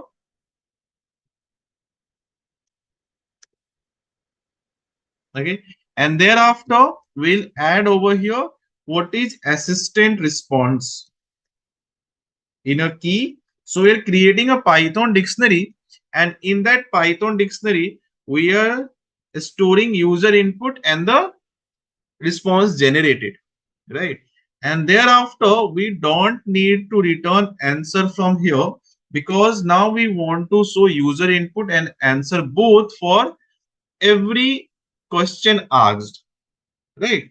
Now we can come out of this thing, that is your form, right? And here we will write if this thing is existing, that means this guy actually got some information.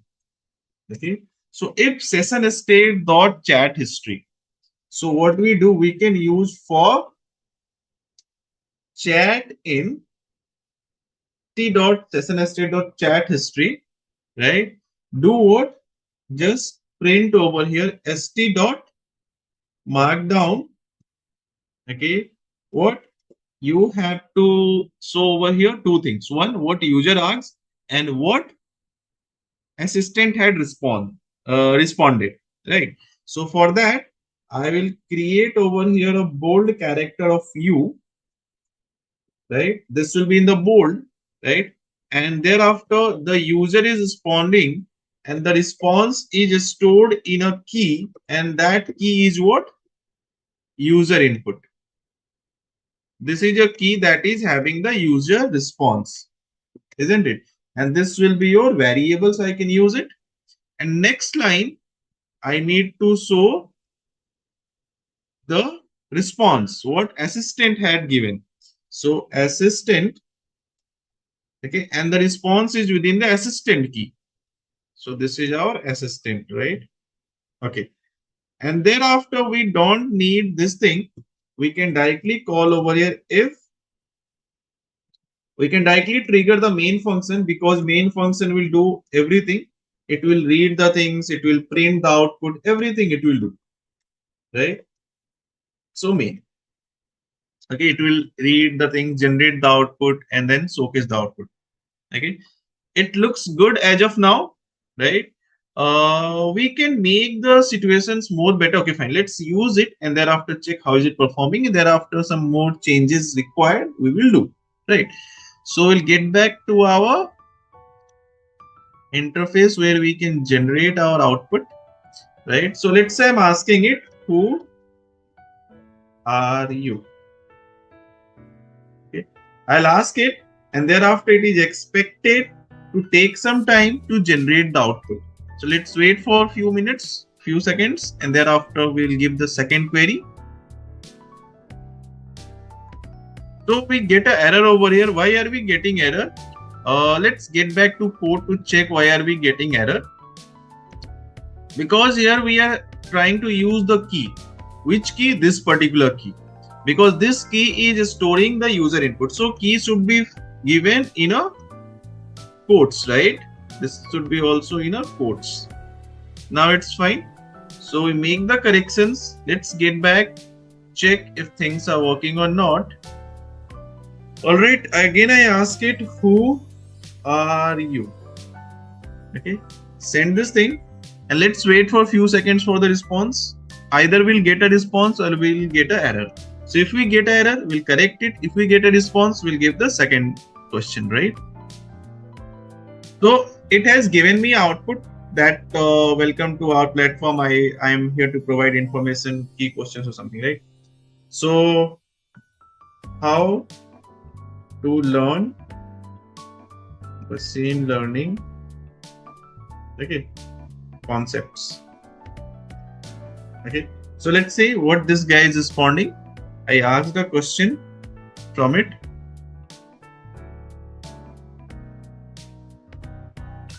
So now it has responded, learning machine learning concept with AI Council. To learn machine learning concepts, you can follow this process, right? Additional resources, something, and then get certified. Consider obtaining certification in machine learning from AI Council, which will demonstrate your expertise and enhance your career prospect. Now, if you see, we do have the previous and the current, right? That means it is showing everything that in the as a chat history, right? So user can just see all the questions asked earlier, right? Next, whenever you are creating these kind of application, so these applications are doing what? This is considering your two things to generate the output. Okay, what are those two things? It is considering your, let's see over here when you call it, it is considering the PDF data that you have already given to it. Okay, that AI Council browser.pdf and the user input. It can be more better if you also give the chat history. Right, that means whatever the chat that it has generated, okay, that can be a kind of a feedback loop, so that it can be more contextual, right? It can be more contextual. It can just have the context in which the conversation is going on, right? That's why when you create such thing, do one thing, also add your chat history over here. Okay, PDF context is there, that's good. Here also add your chat history. Okay, and where is our chat history? Chat history you can just add over here as a something called conversation. So conversation needs to be a variable. Where is this variable? There is no variable defined as a conversation, isn't it? So what we do, we can just pass the chat history over here as one more parameter. Okay, and using this chat history, we'll try to create the conversation, right? So here, format previous conversation. It will create a kind of a context, that in which context till the conversation happened. Okay, so I can define over here the conversation, isn't it, is equals to a blank value. Right now it is blank, right? Now how this conversation can have the information? This conversation can have the information if I will iterate through the chat history, right? So for chat in chat history, okay, whatever the chat we have in the chat history, we have to use it, right? So for chat in chat history, we'll do what? Conversation plus equals to, right? What I need to add over here, we need to add two things. What user had asked, okay, whatever that user had asked, and second, what response has been generated. So user asked is where? User asked we are already storing in a key user input, right? So I'll just take it from here, right? Let's say chat, this one, and this can be your formatted text. Okay, so whatever user had asked, that we are taking from the user input, and whatever the response, so that we can give over here as an assistant.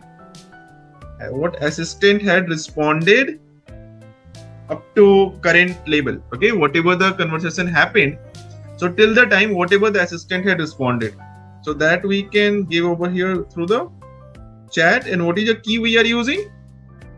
we are using this particular key, assistant, right? Right. So this will create a context. So now we know whenever you're passing the key, it should be within the quotes. Now it looks good, right? And thereafter we are feeding up this conversation through this helpful. Okay. So we are giving this conversation to the prompt, right? Now we need to do what? We had created a function generate response llama. This generate response llama, we are calling it over here, right? So as we are calling it over here, this guy also requires the third parameter, which is called chat history. Okay, then only from the chat history it can pick the user input and assistant responses. So where is chat history? Chat history is already stored over here, right? So this thing we can take and we can feed it over here. Now it is more better as it is having the context. It will also have the context in which the current conversation is going on, right? So you can expect a better response for a larger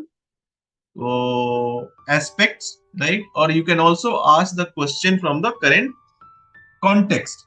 So you need not to give every time a complete prompt. So let's save it and check if there is any behavioral change. So we'll get back over here. We'll refresh it. We'll ask it who are you.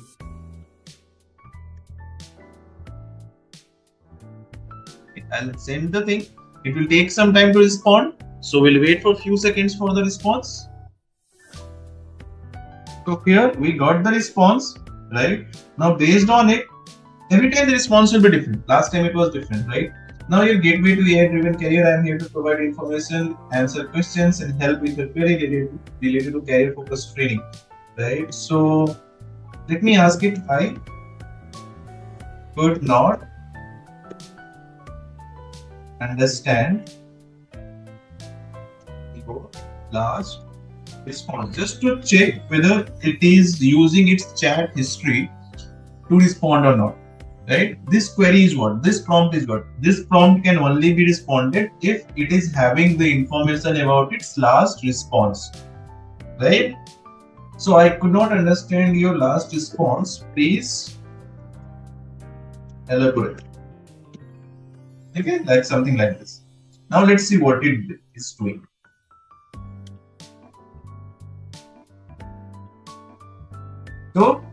So you can see it is containing its chat history into the context for responding.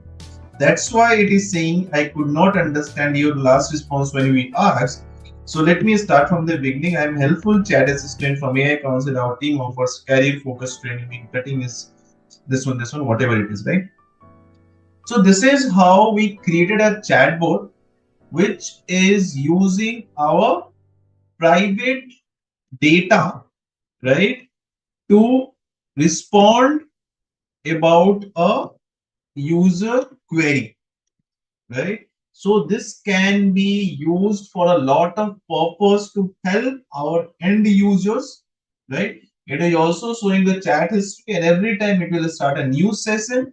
For a current session, it will use the PDF text and the chat history as a context to respond for the user whenever you trigger this particular URL that is running in your local host with the help of your LLaMA model. That means this can also run locally, as well as we can also try to deploy it over the cloud, right? So next we'll try to deploy it over the cloud. Meanwhile, just try to finish it. If you find any difficulty, anything is not working, just do let me know so that we can collectively resolve it, right? So till then, stay safe, keep learning, and happy learning, right?